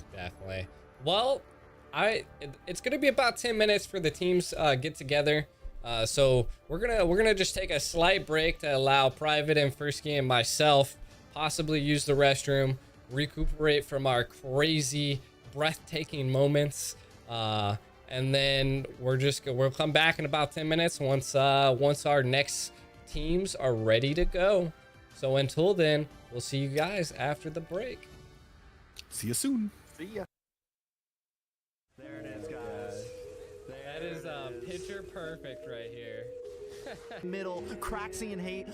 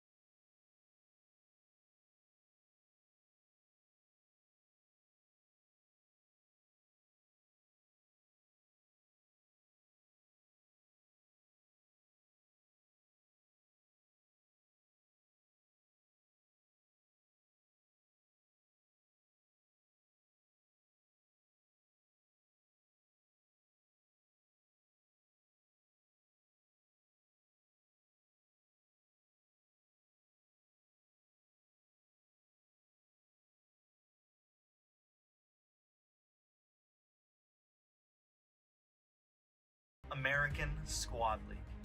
For those of you who are new, this is the first and currently only Mobile Legends League in all of North America. A place where the top teams from the United States, Canada, and Mexico get to battle it out over the span of 10 weeks. What are they battling for, you might ask? To start, 3,000 USD, 50,000 diamonds, but most of all, the right to say our team is the best. It's been an amazing journey these past 2 seasons with teams like Area 77 and New Wave go home with the glory. But as there will be 6 teams returning from previous seasons, We do have some new faces coming in as well, and they look hungry. For those of you loyal viewers who have been sticking with us through the past 2 seasons, we have to say thank you. And for all of our those new viewers, welcome to the show. We hope you And I enjoy. hope you enjoy. There it is, guys. That is picture perfect right here. Middle, Craxy and Hate all alone. Can they defend this pusher? Are we going to see the sweep for the final? Ziggy flashes in, able to get the stun. Craxy into the back line, does some nice damage. Immortality comes up from right under the ultimate of Japanese. And now Hate all alone, not able to defend off. New Wave will take this game. Bring that counter just too high. And New Wave takes the champion. Feeling this out, away the nice stun on the shark. Pokey doing a little damage to the line. I feel so alive.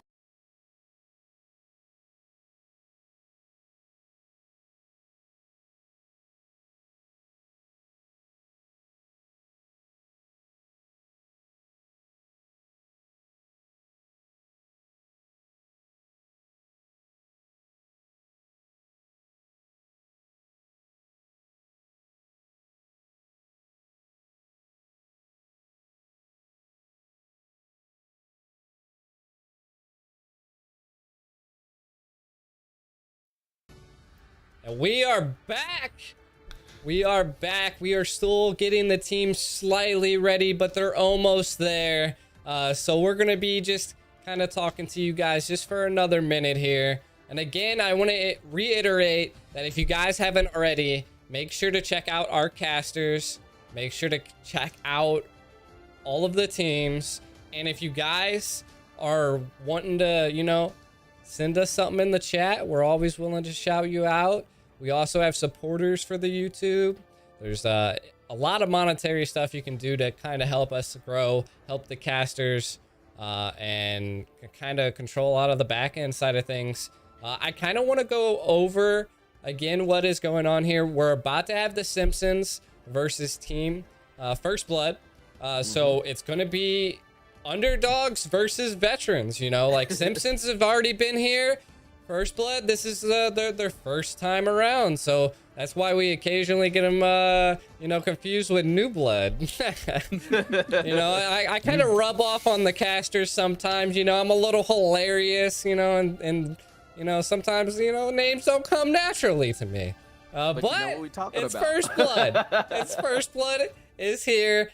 They are slightly the underdogs, but I think they're gonna be that one leave out there that you're just gonna be like, huh?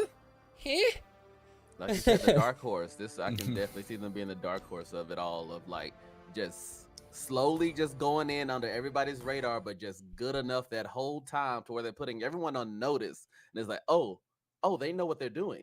Look, the New Blood, they're not that bad. First Blood can come in and do stuff. Yeah, and I feel like they can.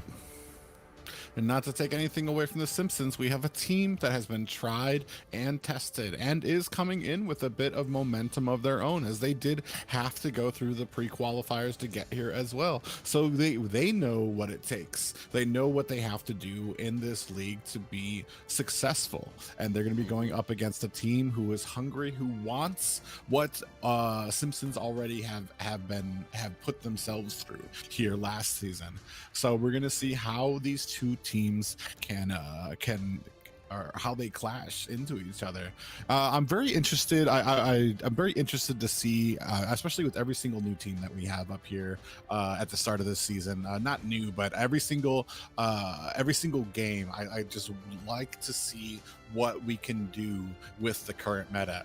I think just New Wave, just before the match before this, we saw for the first time how successful Xavier can be into this. We also did not see a Dyroth or a Thamus, which was a very which was a very far cry from what we saw on the first day. So I'm very interested to see what these next two teams can bring to this meta, or if there's going to be a change, or if it's going to be something that we saw more strength in yesterday, especially because like with that Akai bans, or are we going to see Esmeralda's coming back? It's kind of up in the air, and it just depends.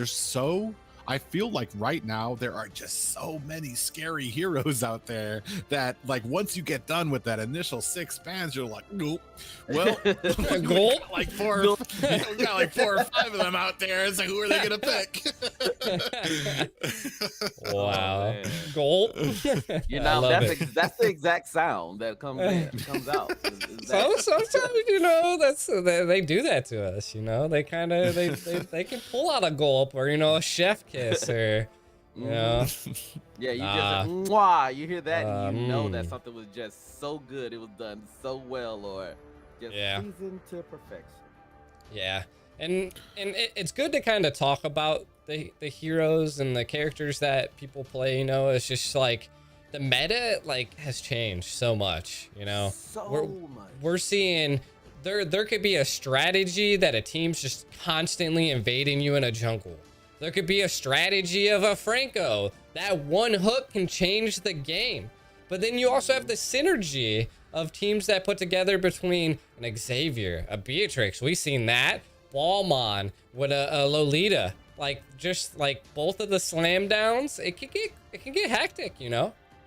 It's real interesting to me because even watching from the international stages when metas come up, there was a point where everybody was picking Xavier up until the finals where he wasn't even banned. Same thing with the Kai for the C tournament that happened just recently.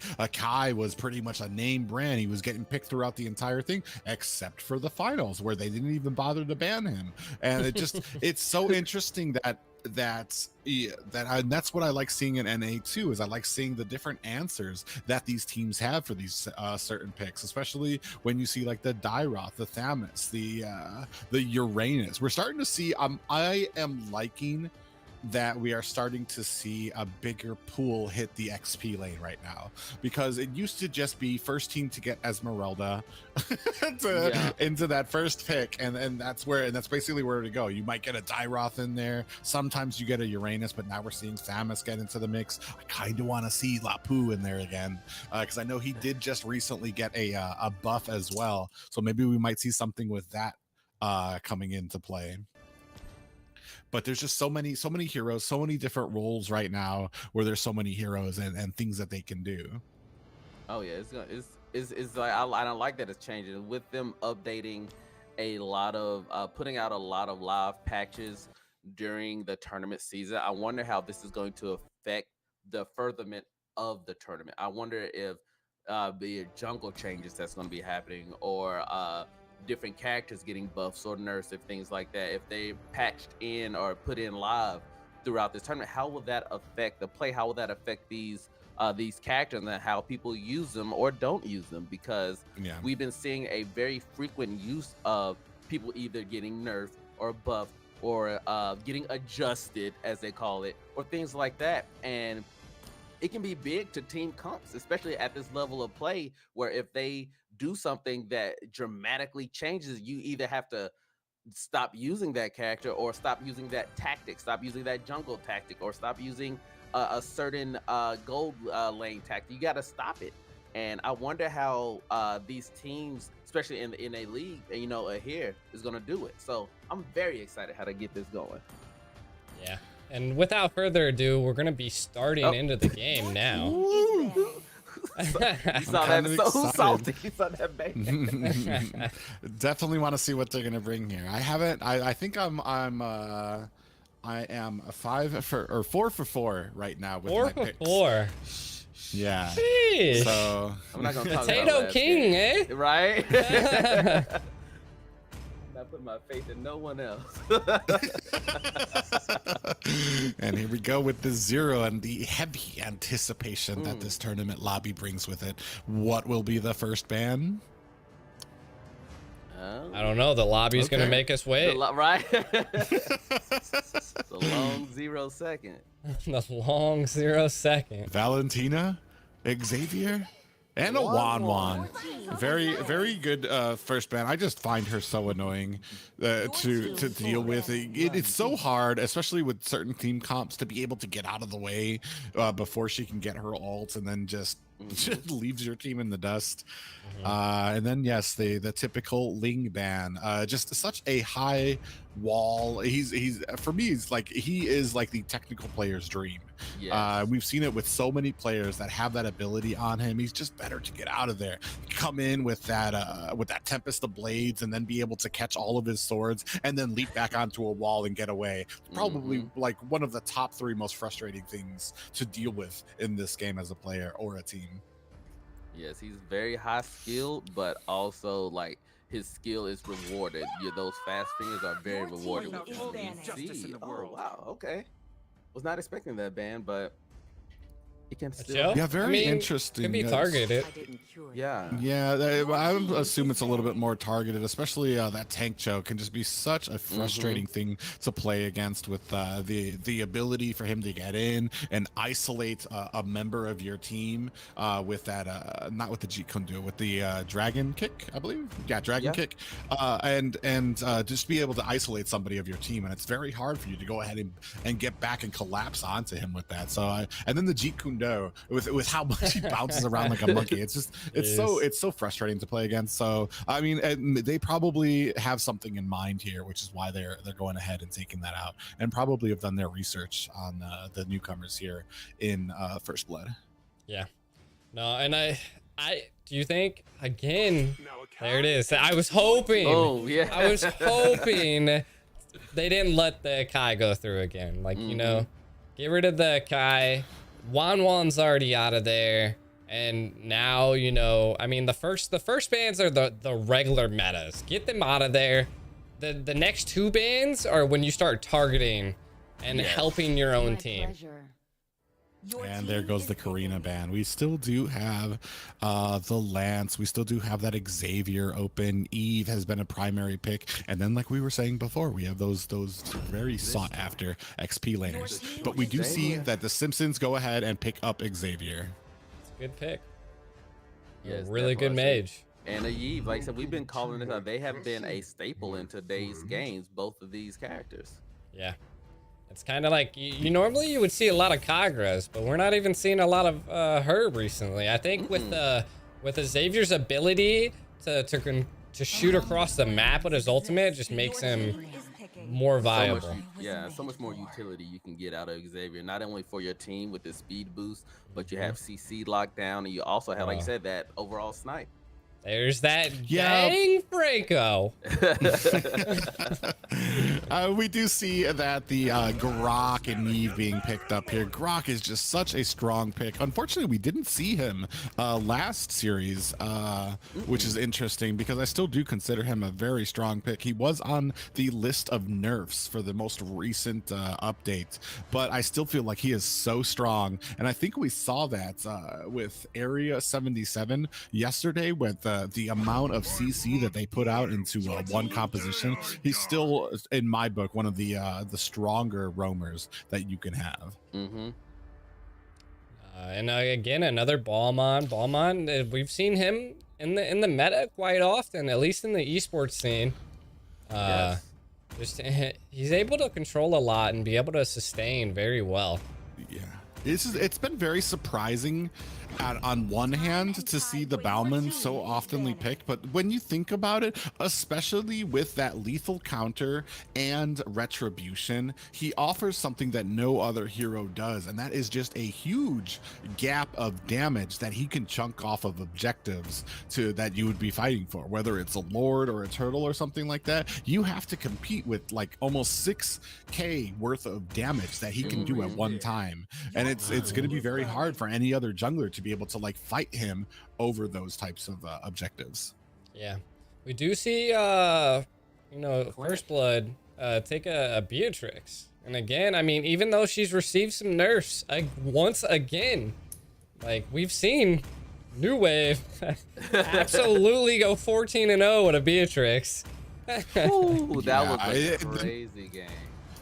She's one of those heroes that you just can't do anything about with nerfs or buffs, just because of how versatile all of her weapons are, whether it's the shotgun for the close range attacks, the being great on the sniper rifle, or even the sieging potential that you have with her rocket launcher, and then like the being able to tear down with her machine guns. There's so much that you can do with her depending on the skill level of the person playing her, and she scales very well, and even scales well with the person's technical ability as well. So I mean, a great pickup on the side of First Blood.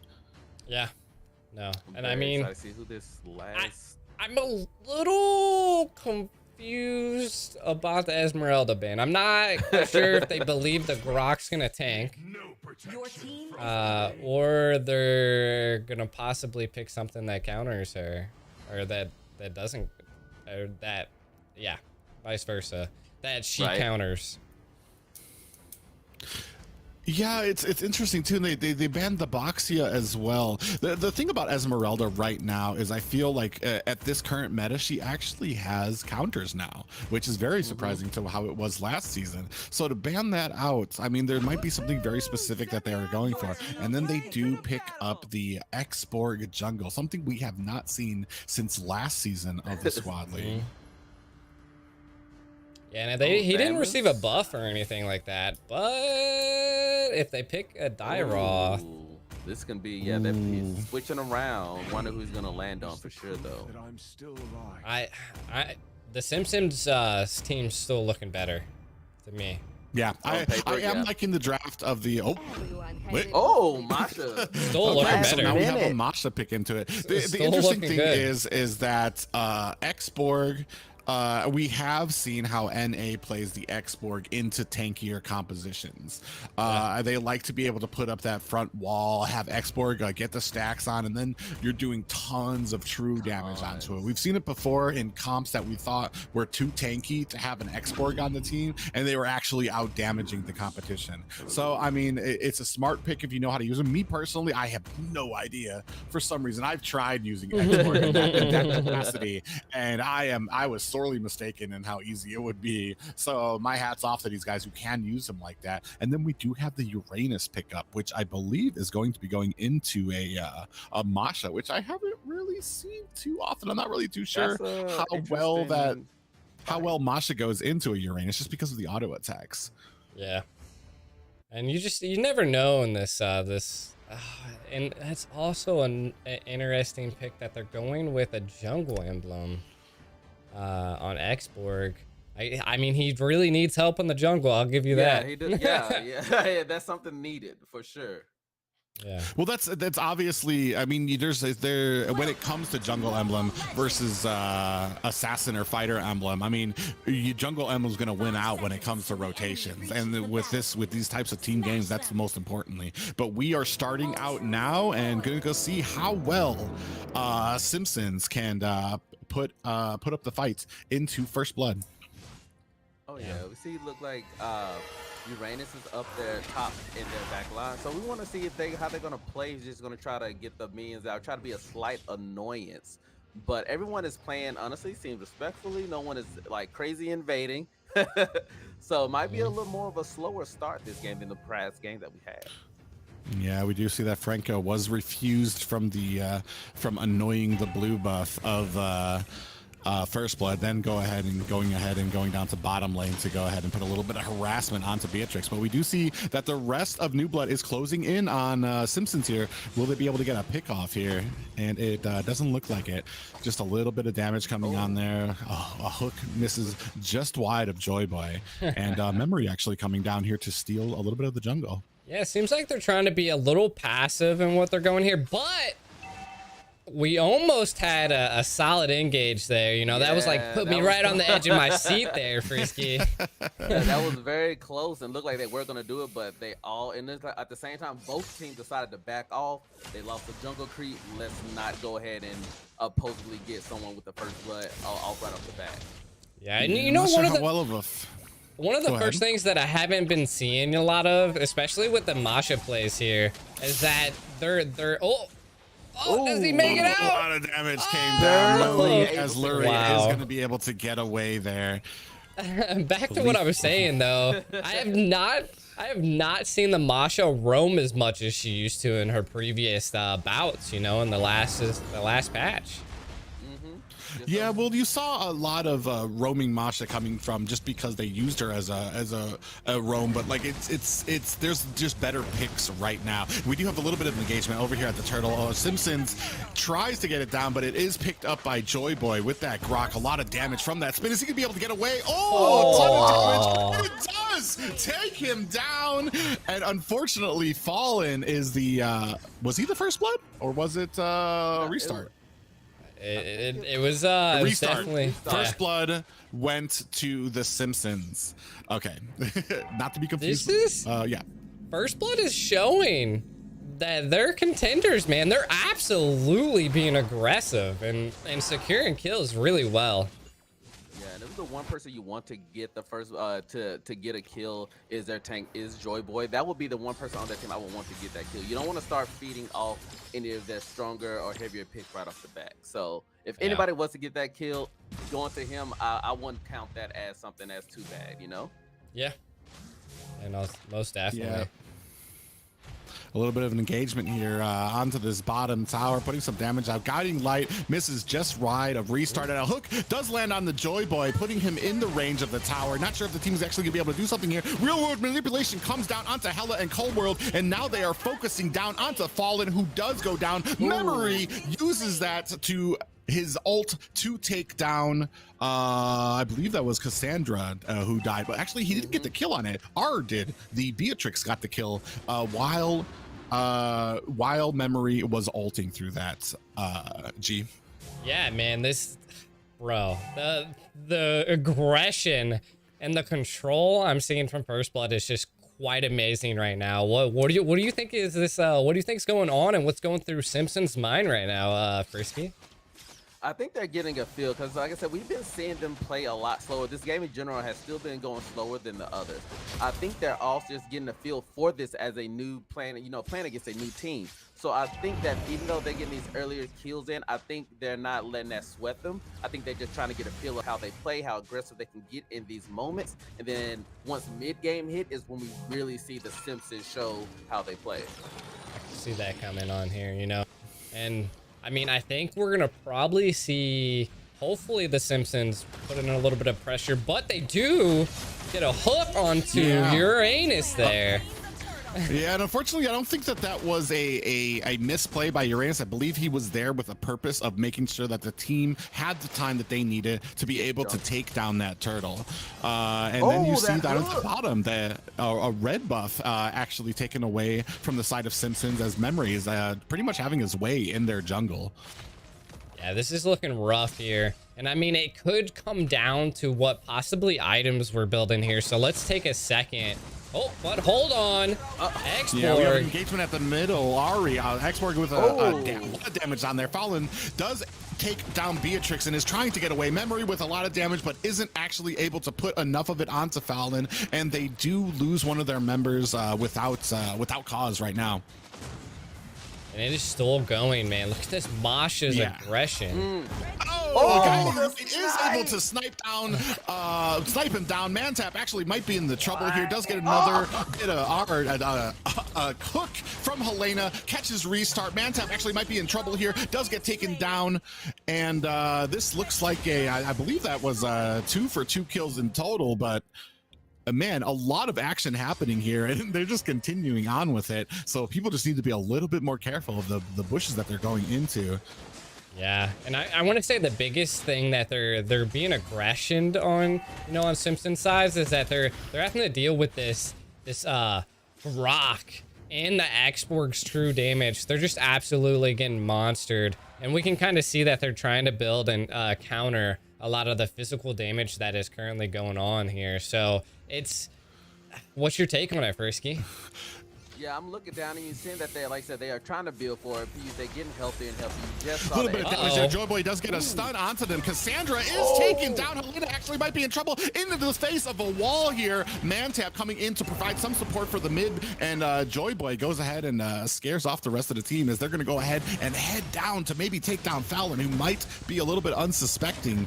But it looks like that was all to just go ahead and set up a good position for this turtle. Yeah, easy. Joyboy is sitting with 3-0-2 right now, so if he gets too much like this, he's just going to be early game too healthy, too tanky to stop and set up these amazing kills. Yeah, and I mean, they're just First Blood right now is being so aggressive. That 3K gold lead, they're utilizing it and taking care of it. And this Axborg is showing us such great gameplay right now, Frisky. Yeah, this is, I'm excited. Now you're starting to see all these random engagement in the middle, and you're seeing people, even Masha down bottom is pushing lane. And I wonder how this is going to go in total, because they're staying grouped together. You see Uranus, all of them got caught in the ult. We do see at the mid that Cassandra actually might be in trouble. It looks like the magic worship was enough to tick off that damage for poor Cassandra, and Xavier is actually not having the greatest game of his life. Fallen actually might be the second one. Lethal counter not enough to stave off that fate for Fallen, and he does go down a hook onto the Joyboy here, but R is over there trying to put on some damage. Cold World does get taken down for that death. Mantap on the chase here, trying to take down Beatrix. Beatrix dashes out of the way. Memory coming in here. Is he going to be able to get away? Masha on the chase, and the safety of the tower is not enough for Beatrix, and Mantap is to the halls of Valhalla for Mantap there. Yeah, he did definitely sacrifice himself with that one. Nah, that was definitely a back and forth bout, and I think Simpsons just need to stop that, you know? Like, was it really worth chasing down to get that kill? With you losing your life, was that an objective pick? I think that was more of annoying. They wanted to kill them because, like, to see how Beatrix was able to dodge so much in your face and was able to utilize everything to get out of harm's way. And I think she was just, you know, I'm already invested, I'm already dived in, but we got an engagement going on right here. Yeah, we do have a little bit of engagement here. Joyboy trying to get out of the way while a real-world manipulation covers his escape, but it does look like Joyboy does get taken down. I'm not sure what actually killed him, but it just wasn't enough with that real-world manipulation to help him cover his escape there.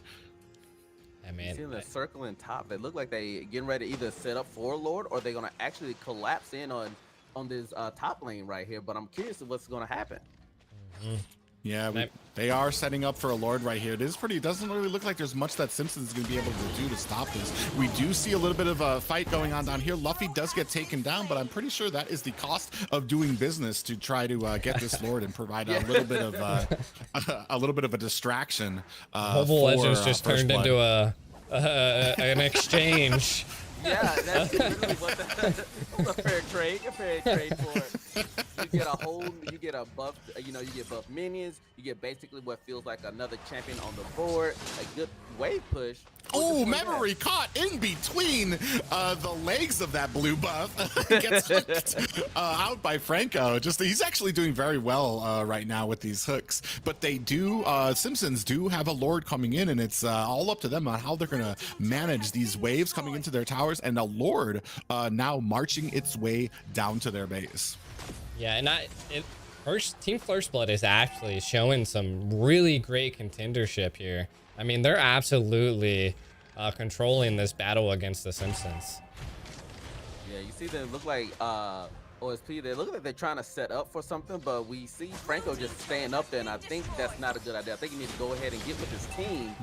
And at the bottom, real world manipulation does come out. A hook onto them, does take it down, and we do have a Beatrix that goes down. Next is Luffy on that Uranus. They're quickly making work of this Lord, and unfortunately, not much is gained from that Lord. And hats off to Simpsons for being able to defend while not actually losing a tower and putting 2 kills on the board against First Blood here. Yeah, and Frisky, what do you think they need to do to turn this around here? I mean, do you think they need to wait to this late in endgame? That might honestly be their best bet, to go ahead and wait it off till you get that next Lord that's going to be imbued with extra power.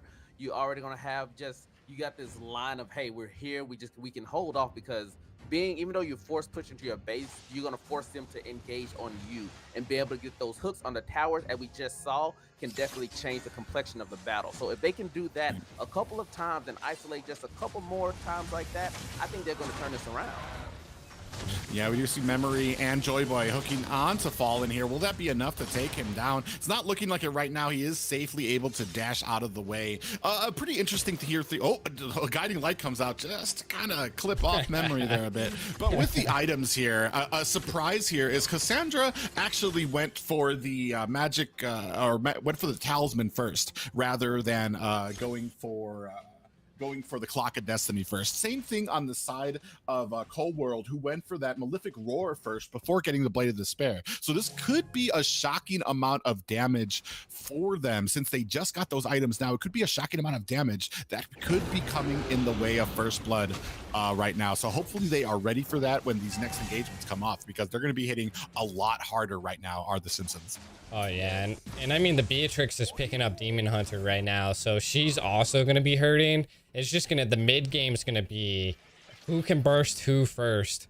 Cassandra using that ultimate right there was a little wild. Yeah, premature. Yeah, it seems like she was just mostly trying to check. It looks like that Helena does get hit up with that. We do see it immobilized coming on to Luffy, and Real World Manipulation comes down. Guiding Light just wide of restart while they are getting this Lord, and it doesn't really look like Simpsons is actually able to get into them. Mantap is actually getting chased down right now. I'm not sure he's going to be able to get away. Joy Boy coming in for the fight too. Mantap does run. Guiding Light just to kind of help out his escape there. Unfortunately, even with that escape there, we do have a Luminous Lord marching down the mid lane. I do want to say that both teams do not have solid CCs. Neither of them can hold another person down. I mean, you got the Grok, but it's still rough, the Grok and the Franco. But the Lord is coming, and I believe it's going to go down private. Yeah, we have a Real World Manipulation now is coming in to cover up the rest of New Blood, or First Blood, while they come in here, chasing down Helena, who might be in trouble. Not just yet. Fallen putting on some damage onto Memory. Cold World doing his best to take out these minions, but we still have the Lord here. Mantap doing his best to try to take him down. Fallen using that little spinneroo to go ahead and take down the rest of the minions, and it looks like they are going to be able to take down this Lord, but at the cost of yet another tower. Yeah, that was a really good push with that Lord. Even though they didn't end the game or anything, but to see that both of their towers go down, I think that was actually a good trade in that. This time that gives them a lot of time to regroup, get themselves back together. They can either go and take that top tower, so you can have all just the empower everything going all at once, or they're just gonna try to come in on one of those open lanes that they got and end it right there if they can get a pick or two. Yeah. And I just don't, man, if this comes into the late game, I just don't. Both teams have equal amount of burst. I think this might be one of the longest games today. Yeah, and it seems like it. While Fallen is being chased here, Joy Boy does put a little bit of damage onto Cassandra. Sniping does go wide of Cold Boy. Joy Boy with a wild charge is able to take down Cold World. Is restart with that Real World Manipulation, and things are not looking too spicy for Simpsons right now. On their back foot, only one tower or two towers to their name right in offense against the First Blood right now, and they have a lot of room to they need to start making some room here for themselves. Sandra's just wildly blasting this ult off, and I don't think it's really having like a real impact on anything right now. But we got a push on probably inhibitor here. Yeah, it looks like First Blood is putting a little damage.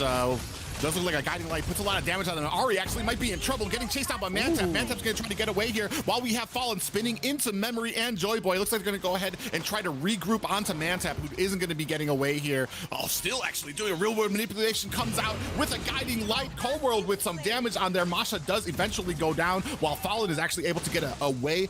Luffy is on the chase now, while up at the top, Joy Boy, Restart, and Memory are on Helena, who is actually able to flicker away. A lot of damage, and those wild guiding lights are actually taking some damage now. Helena does activate the immortality, and Memories is triggered as well. And it does look like, I don't even remember, it was the fight lasted so long, I don't remember who died. It looks like Mantap was eventually taken down, as well as Beatrix getting taken down. And we might actually have a different This could be the turnaround. Lord. Yeah, this could be the turnaround. If Simpsons can take and set up and get this Lord, it could be a turnaround for Risky.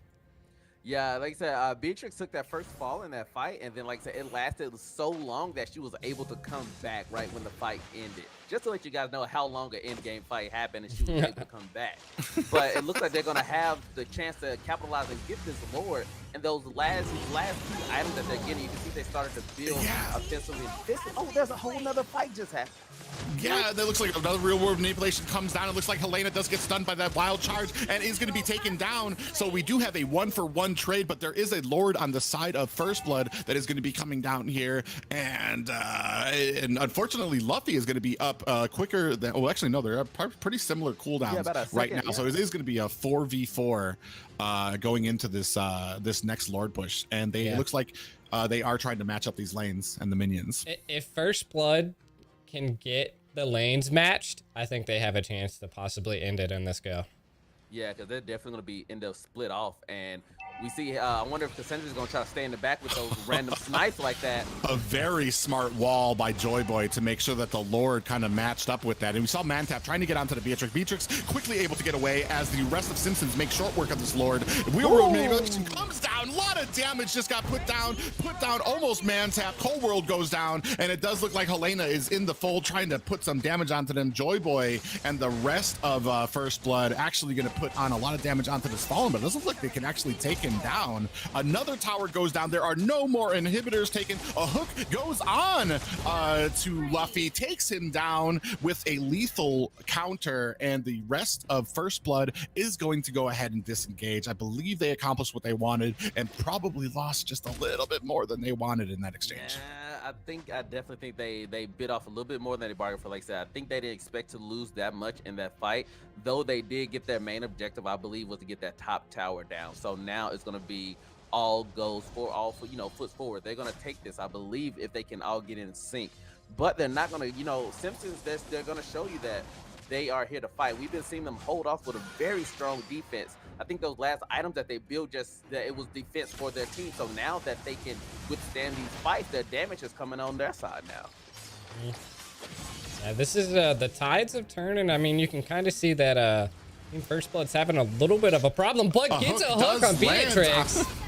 And Beatrix taken down quickly. This could actually spell some trouble for First Blood, as a guiding light does land onto the Eve and Restart. Joy Boy coming around to go ahead and provide some support. We do see Uranus circling around, and it looks like the rest of Simpsons are going to try to put some damage on here. Real world manipulation comes down to try to stave off this tower push. Fallen actually putting on a lot of damage. Joy Boy powerless to stop as he is behind his wall. Cold World and the rest of Simpsons put some damage on and do try to make their escape here. Mantap and Memory here do have a little bit of engagement here. Looks like neither one is actually going to come ahead, unless it looks like they're trying to bait in Memory for a little bit of a fight here that I'm not sure that he wants.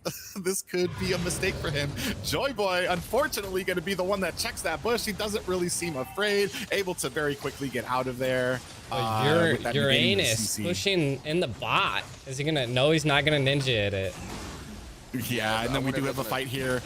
up at the Lord. We do see Mantap trying to get onto memory. The guiding light does come out onto restart. A lot of damage there. The Lord actually might be taken here very quickly. We do have memory putting some damage on. A lot of damage. Can we get a lethal counter? Does and the restart and the retribution are not enough as memories retribution kung fu is stronger. Yes. Those fast fingers, you saw them both setting up to see if they can snatch that from one another, and actually Memory was able to come out on top of that and get that steal. And I mean, now what are they gonna do? Backs against the wall, all lanes are pushed forward. Even though everyone is up, it's just gonna be a tough fight. It's gonna come down to whoever can get that last little kick in these fights before the whole thing happens. Yeah, pretty interesting. We do have Brock over here, about to get caught up over here. Is getting hooked. Does use the wild charge, does miss wildly as he's trying to get out of the way. Guiding Light is able to take him down, but looks like Immortality was activated. Fallen actually getting a lot of damage put onto him by Memory as this Lord is marching down the middle here. Is it going to be enough for Simpsons to be able to defend this? Real world manipulation does come out maybe a little early as the rest of the team is actually able to get out of the way. Bauman does go down quickly. A hook lands onto Memory, who activates his Immortality. Is that going to be enough to take him down? Ari actually might be in trouble again. Mantap focusing in on him. The Lord gets taken down before it can do its damage onto the core, and this is actually this is probably the second or third time that First Blood has been trying to get into the core and been refused by the Simpsons. Exactly. They got literally denied each time they go in past that base structure. Once they get in there, they just cannot withstand it. Either they're getting picked off, someone is getting taken out, or either they're going in behind the back line and getting the R and getting taken out, or one of them getting pulled into the turret and getting hit. And I wonder if this is going to happen again, or are we going to be still at this stalemate in the next few minutes? Oh, a hook does land on the Luffy. He takes a lot of damage. I'm not sure if this is going to be enough to take him out. Are we going to be seeing another guiding light to try to take him out? No, doesn't look like Cassandra's actually going to go ahead of all the times to not to be patient. Dude, but it looks like Luffy. Yeah, very interesting here. And unfortunately, the teams are starting to even out. We're still at a 71 to 72 here. So the teams are starting to look like they're evening out. Max items now on both teams. So this is going to come down to play and organization. Yeah, you see a slight item adjustment. You see R just picked up that the Immortality, and I wonder if this is going to come down to people switching up their last in-game builds maybe, and making sure they get everything that they can to adjust for these last team fights, because we've had several team fights where it was just nulled and void at the end of the day and everybody reset. So I wonder what's going to happen next. Yeah, this is some interesting plays here, you know. I mean, both teams have a little bit of burst and a little bit of thickness, you know, so it's an iffy situation here, and I think it's going to come down to just one easy play. If someone gets the Lord and gets taken out, it's going to be rough. Yeah, I can tell you though, right now looks like Fallen actually might have a little bit of trouble here. Joy Boy and Luffy not able to secure that. But I'm going to tell you what won't win this game is continually letting First Blood get these Lords. Like, you're going to need to do something about this. You need to have an answer soon. I think they're afraid because I think they would rather defend and then actually risk it all and get into an engagement and losing it. Oh, it might be a mistake. Though that restart had the proper ult, and it looks like Luffy is actually able to take down Cold World, and we have a little bit of a fight still going on here too. Luffy able to make him escape with the side of Joy Boy. Guiding Light comes out, does strike, but not doing too much damage to the tankiness that is First Blood, and it looks like Simpsons are going to go ahead and back off and go ahead and try to secure their blue. Yeah, now they have no choice. If you look down below, you will see that their lane is getting pushed in, so they're going to be forced to either deal with that or take the Lord, which is going to give them a chance again for First Blood to get this Lord and have another chance at seizing the whole base. Oh man, looks like a real world manipulation is able to zone out the rest of the Simpsons. Mantap is powerless to help out. Guiding Light just shy of the mark that it needed to be able to try to steal that. Good effort though on the side of Cassandra there. But yet another Lord for the side of First Blood. Yes, Masha Masha is taking all of that damage. Wow. Running the gauntlet was Masha there, right through the entirety of First Blood, is able to get away, but does Simpsons have enough to stave off, to mount this defense against First Blood? Lord is crashing, and you do see Mantap go ahead and trying to get into the back line. A restart is getting staved off here. A lot of damage being put onto the turtle. Mantap, a lot of damage going on to her. She is taken down very quickly. Real world humiliation comes down. Guiding light is out. A lot of damage being put onto the tower. Luffy's able to secure and get himself out of the way. Helen goes down. Is Fallen going to be able to do enough here? Cassandra goes down as well. Immortality is being popped out, and it looks like, unfortunately, yeah, it is GG for the Simpsons. A very tough defense there. They did everything they could have, lasted out, but it looks like First Blood was the first, was able to take the victory here in the first game. Dude, I just want to emphasize on how thick both teams were. What an extra K. You know, no, these teams were absolute. Look at the damage taken. 280,000, 227,000, 180,000. Like, my God, almost a 200,000 damage done by Yves. Like, dude, almost the same by Xavier. Like, it was their teams were equal. They were equal, but the problem is that the Simpsons just could not ever capitalize and steal one of those lords. Yeah, and unfortunately, when it came to the team fights, they seemed like they were lacking a bit. They were able to hold their own for a little bit, and even a shout out to Mantap, who was doing the job he needed expertly, getting behind the lines, taking out restart, taking out R. He was doing his job there, but it just wasn't enough if you can't get those lords as well. The defenses were going very well in their favor, and maybe they were just a little light-footed after the defensive. Maybe they could have chased down a little bit. I don't know what else they could have done different, because a lot of those team fights weren't going in their favor when it came to Lord. Yeah. Like this, and Masha with 2 Guardian helmets. Like, well, bro, can you chill out? That explains everything. Like, man, I want to give a shout out to Simpsons, give a shout out to First Blood. Both of you guys did great. Like, you guys held out to the very end. Both teams were throwing it back and back. It was just a combination of not being able to get in there, and just Team First Blood was just able to keep the Simpsons back, man. Yeah, and that game actually very much came down to objectives.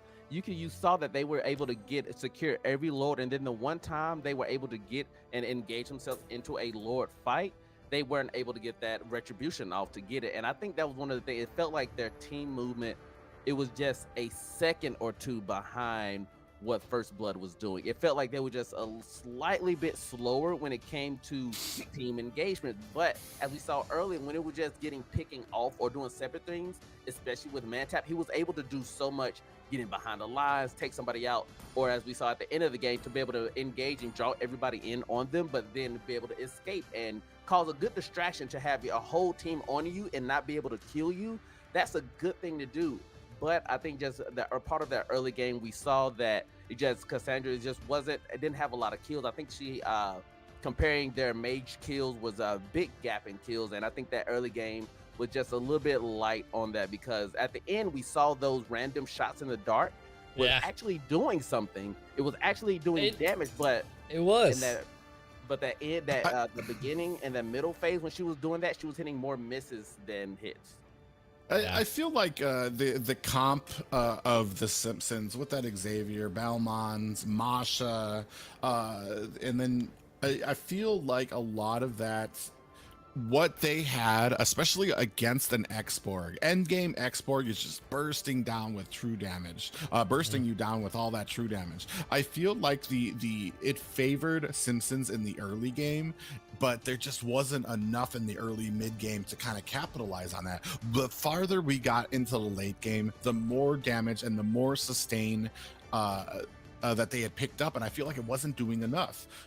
Xavier, like I was saying before, Xavier built Enchanted Talisman first, while Malefic Roar for Cole. And I'm kind of questioning those builds because you kind of want to get that raw damage started first, especially for Xavier. Clock of Destiny, you really want to get that item pretty early. Maybe be a little lighter with how fast you're casting your abilities to conserve your mana a bit. So get that damage item first, especially Clock of Destiny, because it takes time for that thing to actually come to its full power and its full potential.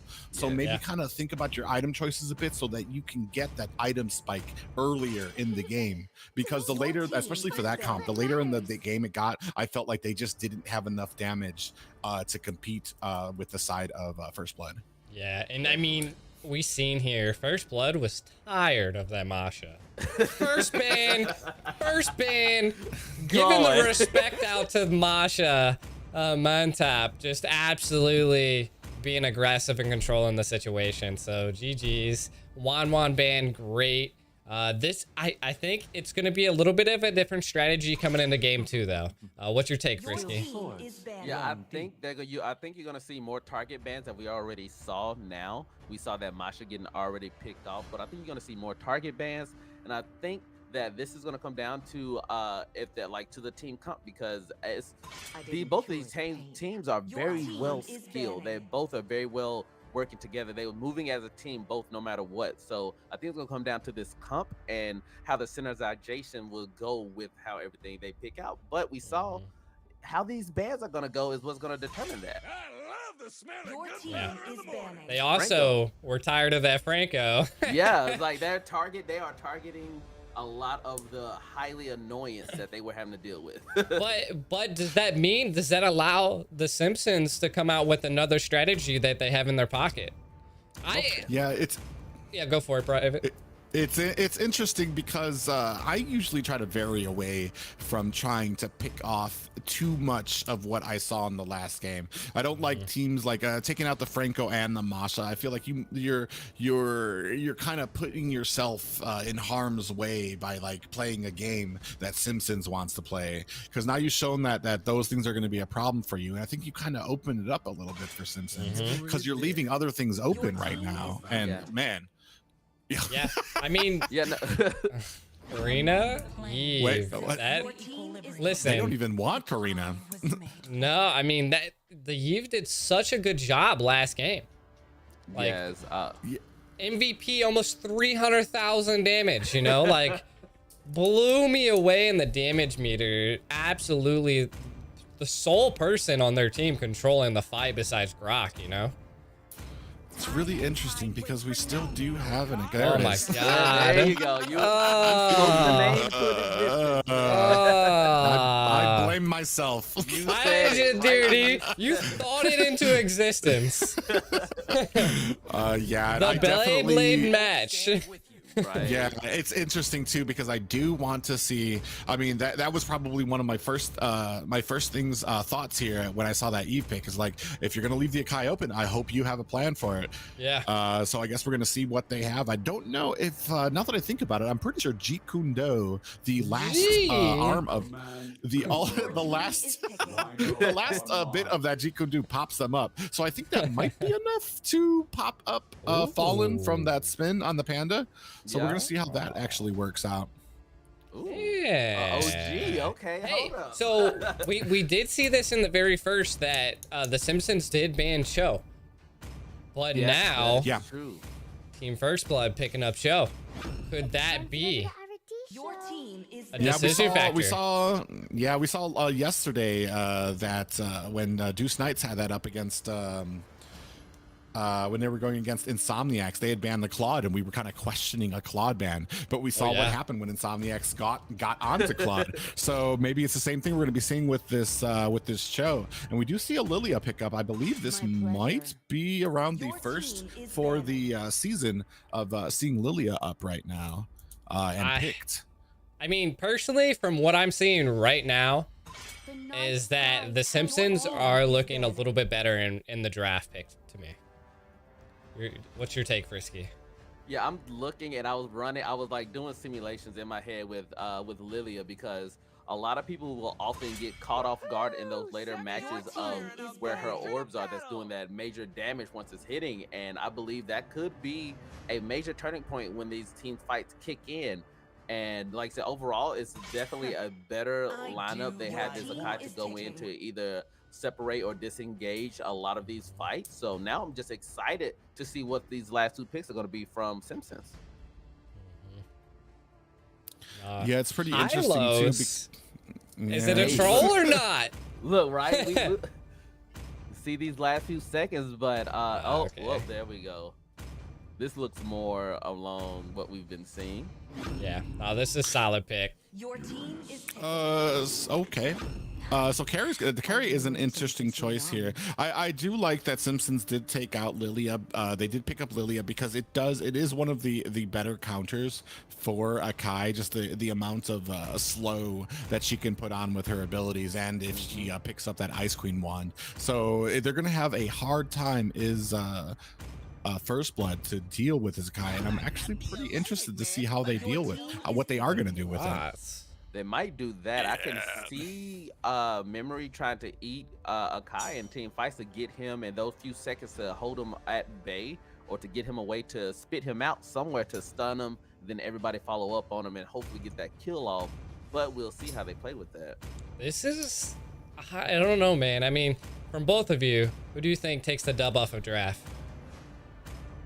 Ooh, you know me as a support man, I'm loving seeing what I'm seeing right now. And even though I pulled off, with Team First Blood, I do like seeing this, that if this is the pick, if the zero doesn't move, what happens. But this would be a really good team.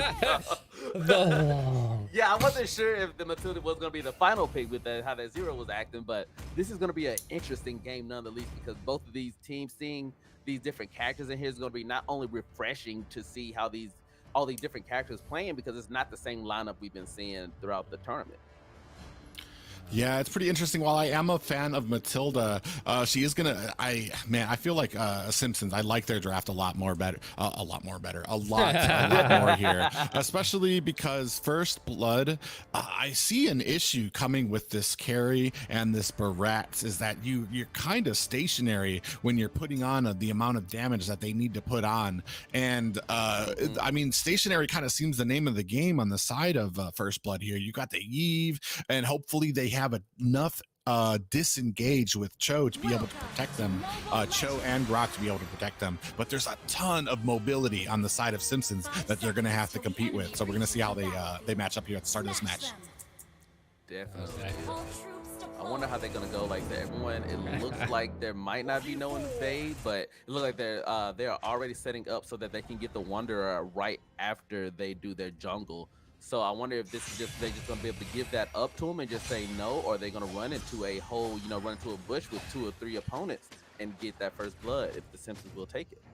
I love that the Eve just knew to stay back, because Lilia early game just can pretty much monster you. So this is I'm seeing some great plays. I feel like Team First Blood has some real spunk in them. So I can't wait to see what we see today. It's only 0-1, so yeah, not really much ground being taken or anything kind of fresh happening right now. A little bit of annoyances coming back from both teams here. A little bit of a duo lane down here for the marksman, and it is going to kind of come down to, I do believe that Carrie kind of comes in just a little bit later than Kobo would on that Beatrix. A little bit of engagement here, 3v2 on here. Ari does get that slowdown on it. It's going to be enough. Cassandra coming in to put some damage on the restart, who rotated down from mid lane, but nothing real great happening here, and we do have 30 seconds up until the turtle. Yeah, like I said, they both games we saw that they start off very slowly. Either they both just give that Wanderer up and just let it ride out for the first few minutes. We've seen that happen both times, and they just went and collected the gold off the Wanderer and got everything else and got the vision, but it didn't last too long. So it was just like, it's very passive play for right now in the beginning game than what we've been used to today's of other games. But I'm excited because we saw what happened once they started revving up and the team fights really start happening.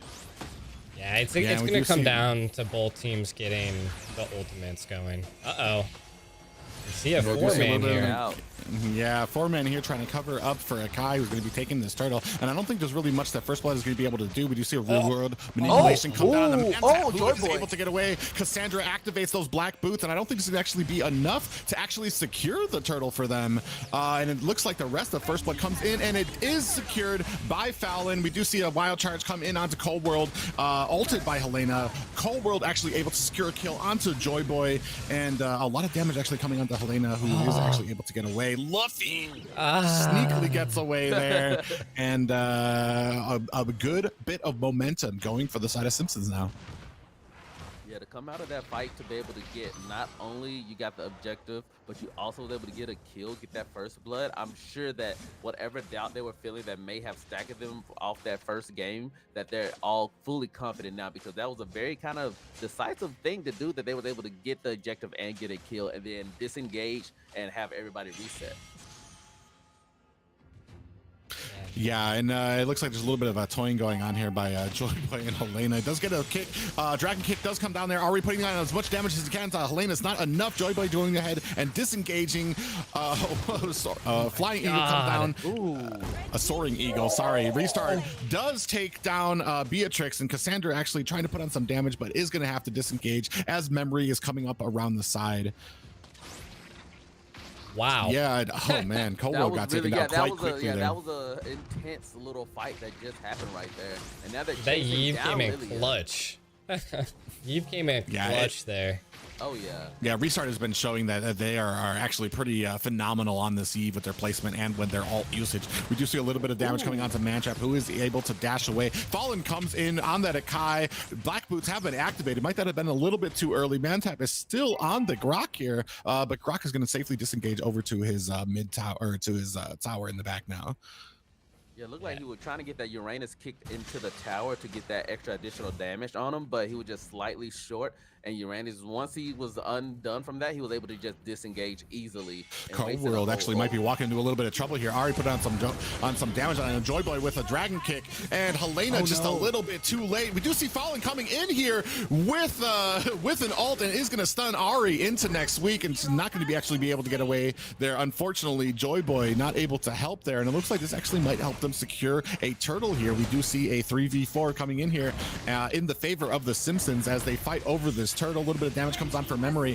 Another turtle picked up for the side of Simpsons here. And is this going to be enough? Restart actually might be in trouble here under their tower, but not enough to stave off 4 members of the Simpsons. And Joy Boy here kind of dancing around trying to figure out a dragon kick does come out on the Fallen. A lot of damage from Ari, but is taken away by Helena. And this might be the story of this game. The disengagements that are being provided by Matilda to help get the team out of harm's way.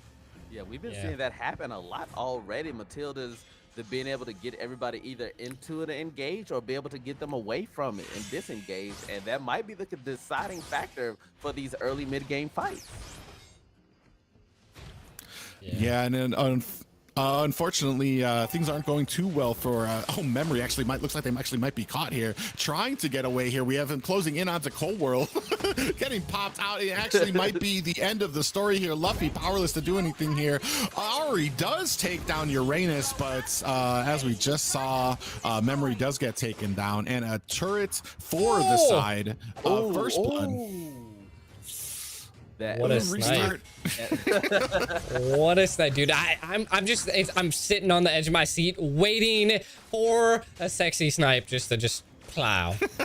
It's so good to see that. You saw that they actually was able to get one turret out of all of this that's going down, so they might be down behind kills. Luffy actually might be in trouble here, getting pinned to the wall by Fallon, and these 4-man ganks. It feels like First Blood's kind of off their game plan here, not as organized as we saw them in the first game here. And it looks like Matam actually might be in trouble here as I say that. A lot of damage, but just not enough. Joy Boy. Jesus, not able to do enough. Helena coming up behind. Jeez. And unfortunately, it feels like Simpsons are just a little bit more organized when it comes to these ganks and the disengagements. I thought they were. I'm not even sure how Mantab made it out of that one. That was crazy. A lot of damage coming down. Does look like a Starry Eagle comes down from Helena onto the carry. Dragon kick comes down. Helena is able to flicker away and does help the team secure that turtle. That is crazy. And we are looking at about a 3K gold lead for the side of Simpsons here right now. I personally think that once mid to late game hits, that Team First Blood is going to kick off and probably hit a lot harder. Especially with the carry, but that's just my prediction. What about you, Frisky? I can see that, but only if they can get them to stand still for a moment, because every time they start laying in damage, they can get away. And like we saw with that Matilda, they tried to get her, they tried to lock her down, but she was just able to flick away, use her movement speed to get out, and then bring a back lot of damage coming on the Joy Boy here. Actually might be in trouble. Does get the spinning and put back there. Luffy putting on some damage on Cassandra. Black Boots have been activated. Restart doing his best to kind of stave off this attack here. We do see, Ari is taken down too. This does not stand well for New Blood, or First Blood, but Restart here with that Eve just doing so much damage. Mantap actually coming here around here. Memory trying to put on some damage, but not able to actually secure any kills here. Helena actually might be in a little bit of trouble, but does reach the safety of that first mid tower. Yeah, they look like they're even on tower right now. They both still got 2 towers, so in that sense of the case, you'll look at it and you say it's doing good, but there's still a 3K gold lead. That just lets you know how much they're actually winning these actual team engagements, because everything else is even across the board. Yeah, I want to say one thing is that the Simpsons don't seem to be building too much defense against magic, so I think the Eve late game again is going to start hitting pretty hard too. But the Beatrix is about to secure. It looks like maybe another Malficious Roar coming in. So once she grabs that, I feel like some snipes might happen, boys. Yes, sir. We do have a little bit of a gank attempt happening here. Does land the Jikundu onto Helena. Puts a little damage onto Joy Boy, but I'm not sure that's going to be enough. But they are trying to stave him off from this Lord that it looks like they're going to be trying to take here. Almost on the half health. Memory has started to catch wind here, and it looks like the rest of First Blood is coming down here for this Lord, and they wisely reset it due to the Simpsons. Yeah, it looks like they're just trying to stave off and see who's going to get this Lord first, but it looks like they're trying to trap them and get them into this little bush to do some major damage, but I wonder how will that happen? Who will make the first slip up? Because now that Lord is here, I think this is where we're going to start seeing a real difference, and not only like as in say skill, but just who's going to take these team fights even more, whoever get this Lord. It is a little bit of a standoff here. They do go ahead and activate the Lord, but it looks like there's a fight that's about to start off here at mid. We do have Fallen going in. Does you activate his ult to push onto Memory? Railroad manipulation comes down onto Cassandra, but not enough, and does think twice about it to try to get closer. And just kind of like they're messing around right now, trying to pressure and see who makes the first mistake here. Both teams very much respecting the other team and their team fighting capacity here right now. We do see Fallen trying to come in here. Is he going to activate his ult to try to stave off this Lord, which is down to its last third health? We do see a lot of damage going on to Luffy, who actually might not be a contender here. He's going to have to go ahead and get back to base. And the Lord does go to the side of First Blood. A lot of damage coming in here. Helena locks onto Carry, and the Black Boots activated for Cassandra. And we do see Memory goes down to Fallen, and the rest of the team is trying to disengage here. Restart actually might be in trouble here. 3 members on him, but he does reach the safety of his tower. Real world manipulation comes down, but is not enough. Ari putting some damage on the Mantap, but unfortunately, I'm not really sure how that fight kind of went. You got the Lord, but you lost a player there. And I'm not really sure this Lord is actually going to really do much. I think it's going to be the reprieve that First Blood needed, though. Now they're not behind in gold. They're allowed to take off. This is their breather moment. It might not be their key moment to take the game, but it's the moment to possibly turn the tides. Yeah, even though, like I said, that fight, it didn't look like it was in their favor, but if you look at everything from a wider scope, you see that they were able to get 2 towers out of that, to get the gold from that. It looked like they might secure another kill and tower up top, all because of that failed team fight that happened at the Lord. So in the long run, it looks like that maybe kind of came in their favor, and like you said, it gave them that reprieve to take a breath. All right, we got this, we can keep fighting and just regroup on that one key moment. Yeah, unfortunately, right now at this mode is the power spike carry. You just saw that up at top. A freaking buzzsaw hit that tower. Fallen actually might be in trouble. Jeet Kune Do and Joy Boy thinks twice about it and does back off. They're just very smart games by these players. You don't really see too many players getting caught off. Jeet Kune Do, well, as I say that, Joy Boy dancing around the top of the jungle there does land the Jeet Kune Do onto Helena, but thinks twice about capitalizing with a dragon kick, and then just disengages here. Snipes was kind of hurt. If she get a couple more of those snipes on that carry, that could. Oh, dragon kick does get onto Helena and actually might be in trouble. Daytona's welcome comes in, and the rest of the fight is engaging here. Ari just putting on a ton of damage right now. Cold World does go down. We do see a soaring eagle come down. Helena locks on the Luffy, but not doing too much damage. Cassandra, that damage from the Luffy on that Grok, too much for them to handle. And that fight, this actually might be it if they can keep on it. The tides seem to have turned. Yeah, as you said, that spike that Carrie gets is insane, and you saw that come into play where she was struggling against these thicker characters, these more tankier characters. But now that Seal they has came been activated. in, I'm not sure if Joy Boy wants this. It looks like a dragon kick is going to come out. Oh, no, a lot of damage with the real world manipulation comes down. Fallen is actually able to spin his way to safety with the assistance of Helena. Man, these fights are absolutely cracked. You don't know what's gonna absolutely go down. We're looking at, I'm telling you, this is what I was predicting from the light mid game, you know, was the carry was gonna shine. So Joy Boy is also definitely hitting a lot of clutch picks, man. So I want to see what goes down. The mortality is there. What's your take on this, Frisky, before we get into the next team fight?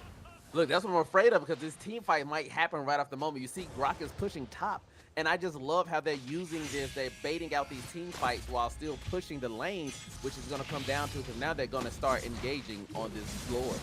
Yeah, it looks like they're trying to make some time for this. Maybe a little bit of a bait out. Black June has been activated. Real world manipulation comes down, does take down Cassandra. Fallen trying to spin his way to safety. Might not be able to get out of the way. It looks like Whole World activates an ult there. Remember, right in the middle of the fray of it. And they are pushing back, but I'm not sure either team is actually going to be able to get much ground off of this. It does look like Carrie is going to go down and try to get this Lord while the rest of the team is kind of busy with these fights. Luffy at the middle. I'm not sure if that is enough. There's so much damage coming out of him, though.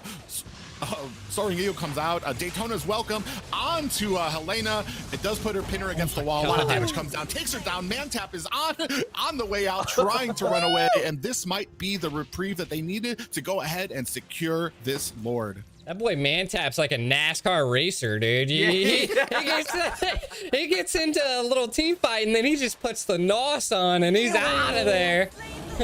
Boy, Fast and the Furious won too many times with that. Boy was hitting a drift. We do see a real world manipulation come down onto this last inhibitor tower at the mid lane here. Not really doing too much damage there, just probably trying to zone them out a bit. And it's going to force probably Simpsons to go ahead and turtle into their base right now as this Luminous Lord starts marching its way to the top lane. Yeah, you got the Luminous Lord. You have all their lanes being pushed as well. It's going to come down to a point that they're going to have to give something up, be it a lane or a team fight. And in my moment, I would honestly see them take the Lord and just lose one of their bottom turrets. But who knows if somebody gets picked off, because it's about to happen. Wall comes out as the Lord goes and crashes into the top tower. Top tower goes down very quickly. We do have Fallen and spinning onto Joy Boy, who does activate his immortality. Will Joy Boy be able to get away? A lot of damage comes down. Helena is able to escape, but not Mantap. A lot of damage here. Helena is trying to make an escape. It doesn't look like they're going to actually be able to stop this push, and this game is going to First Bloods, the newcomers into the North American Squad League. Let's go! My pick! Let's go! Frisky is a little happy. I think he just fell out of his chair. Yeah, I got a little excited. I'm sorry. I was like, read, yes. Woo! That was a good game, though. Good game. That was scary. Yeah, I mean, I can't. It's unfortunate that it ended like that, because both these teams showing very good skill, especially in that early game, with how well Simpsons were able to off-put the rest of First Blood. But unfortunately, for the biggest thing for me is seeing that when First Blood had the lead, the amount of work that they were doing, where whether it was pushing them away immediately as they pushed Simpsons away, you could see the rest of First Blood dispersing out into the lanes, clearing out jungle, clearing out lanes, making sure that everything was lining up so that they could start with the engagements. And I just didn't see that from Simpsons at the point. When they were in the lead, they seemed a little bit more kind of, I want to say, kill hungry. They're going for the kills. They did get a few towers, but as far as the lane control and stuff like that, I feel like that is kind of where First Blood started to shine. Yeah, it was that first initial, like you said, that first initial early game and like the early mid game, you saw that they actually had, the Simpsons had more of the kill lead and they had more of the goal lead, but you saw they just weren't getting the turrets right off the bat. And with things like that, to where they were getting those objectives more. And there was honestly, if you take a look at the duration, there was honestly a 10-minute difference from the first game that they chose and this game. And it could be down to so many things, but I think overall they had that confidence of winning that first game, and then they got hyper aggressive once that power spike hit on that carry. They were able to follow up and just follow carry into those fights, and it just turned into a beautiful thing. It did. And I want to give a big shout out to both teams, man. You guys absolutely both put a great fight up. GG's to Team First Blood. Congrats. Welcome to the league. And the Simpsons, listen, man, the youngins are coming for you. You don't notice. The youngins are coming for you. What are you going to do about it? What are you going to do about it? Yeah, this was definitely it was just an overall just a really good game to see. And like we were saying earlier, that the damage that comes in from the magic damage that happened, you didn't see it a lot. And like you said earlier, you noticed that that they weren't building defense for that, and we saw several times where they got caught up in that ult and it was nothing they could do about it, and that it was just hitting them, it was penetrating them too much. And by that time, that late game, you can't build a defense for that. Yeah, no, it was they did great. What's your take? Unfortunately, I feel like if you're, man, I have always been such a, and I talked with Rex about this, and he doesn't believe in the Matilda, and I do. And unfortunately, I think at the beginning of the game, we saw her shine just a little bit more. But I feel like it was a missed opportunity. You saw a few times where Matilda went ahead and honed in onto that carry, and I feel like it probably would have been a little better to get more people along with that. Is it Soaring Eagle? The Matilda ult. It would get, if you had more of your team coming along with that when you locked onto carry instead of I feel like there was a lot of times where she activated that and she was kind of left alone there while Carrie Carrie did what Carrie put does. the boots down. Yeah. So I mean, it's a, if you're gonna use Matilda like that, I feel like the cohesion on your team, that you all need to be kind of synchronizing with that and coming either disengaging all at once with the Matilda or engaging with that as well. And then there was a lot of points where Matilda did get caught out. That Daytona's welcome. Kind of like there's a lot of damage on the side of First Blood at the moment too. So I mean, when you have that many tanks, especially even when you have an Akai, you're gonna need to think about the damage, especially because I mean, I don't even know who else was there. You had Beatrix, and if Lilia, she has the slow, but I mean, I think they might have been a little better if they had just a bit more damage. Listen, T-Rex was throwing shade at you, Private. He said Matilda got smashed. It was definitely an interesting game. It was a great game to end the night with. You know, like both teams put up a fight. No one gave up. You've seen First Blood absolutely try. Like you've seen they turn the tides, and that's what we want to see from newcomers, from teams in general. But without further ado, I want to say shout out to all of the viewers that tuned in. Without you guys, we wouldn't be here. Also, shout out to both of these great people next to me, Private and Frisky. Make sure to give them a follow. Drop the links are in the chat. All you have to do is !casters. Same thing with me, G the Kaio. I'm live on Facebook every day pretty much. Shout out to T-Rex for allowing me to host for a night and take care of his baby. And this won't be the last time you see us. This won't be the last time you see us. GG's to the team. Any last words for Sierra Private? I just want to say thank you guys, and remember, if you guys, like I said, like we've been trying to push this a lot, you've heard on these socials, go follow these teams on their socials. If you have a Twitter, if you don't, create one. If you make a big enough buzz about this, if they see this, if they see these engagement on these posts, it will do so much, not only for the league that we're building, but it will do a lot for these teams, and they will get the exposure that they deserve, because as we can see, we have talent. And with these games, you know, you've seen it for yourself that we have some grown talent here. Private? Yeah, great job to, first of all the teams that competed this weekend. I'm so looking forward to next weekend and seeing what the rest of the teams have to offer. And just a big thank you to everybody, the casters, the people in the back, Mayski, May, Sakura, Ravi, those people who don't really you don't really see their face or too much of them, but they do a lot of work in the background as well. But everybody, especially the viewers, you guys, thank you so much for coming out, and I guess we'll see you next week. We'll see you next weekend. Peace out.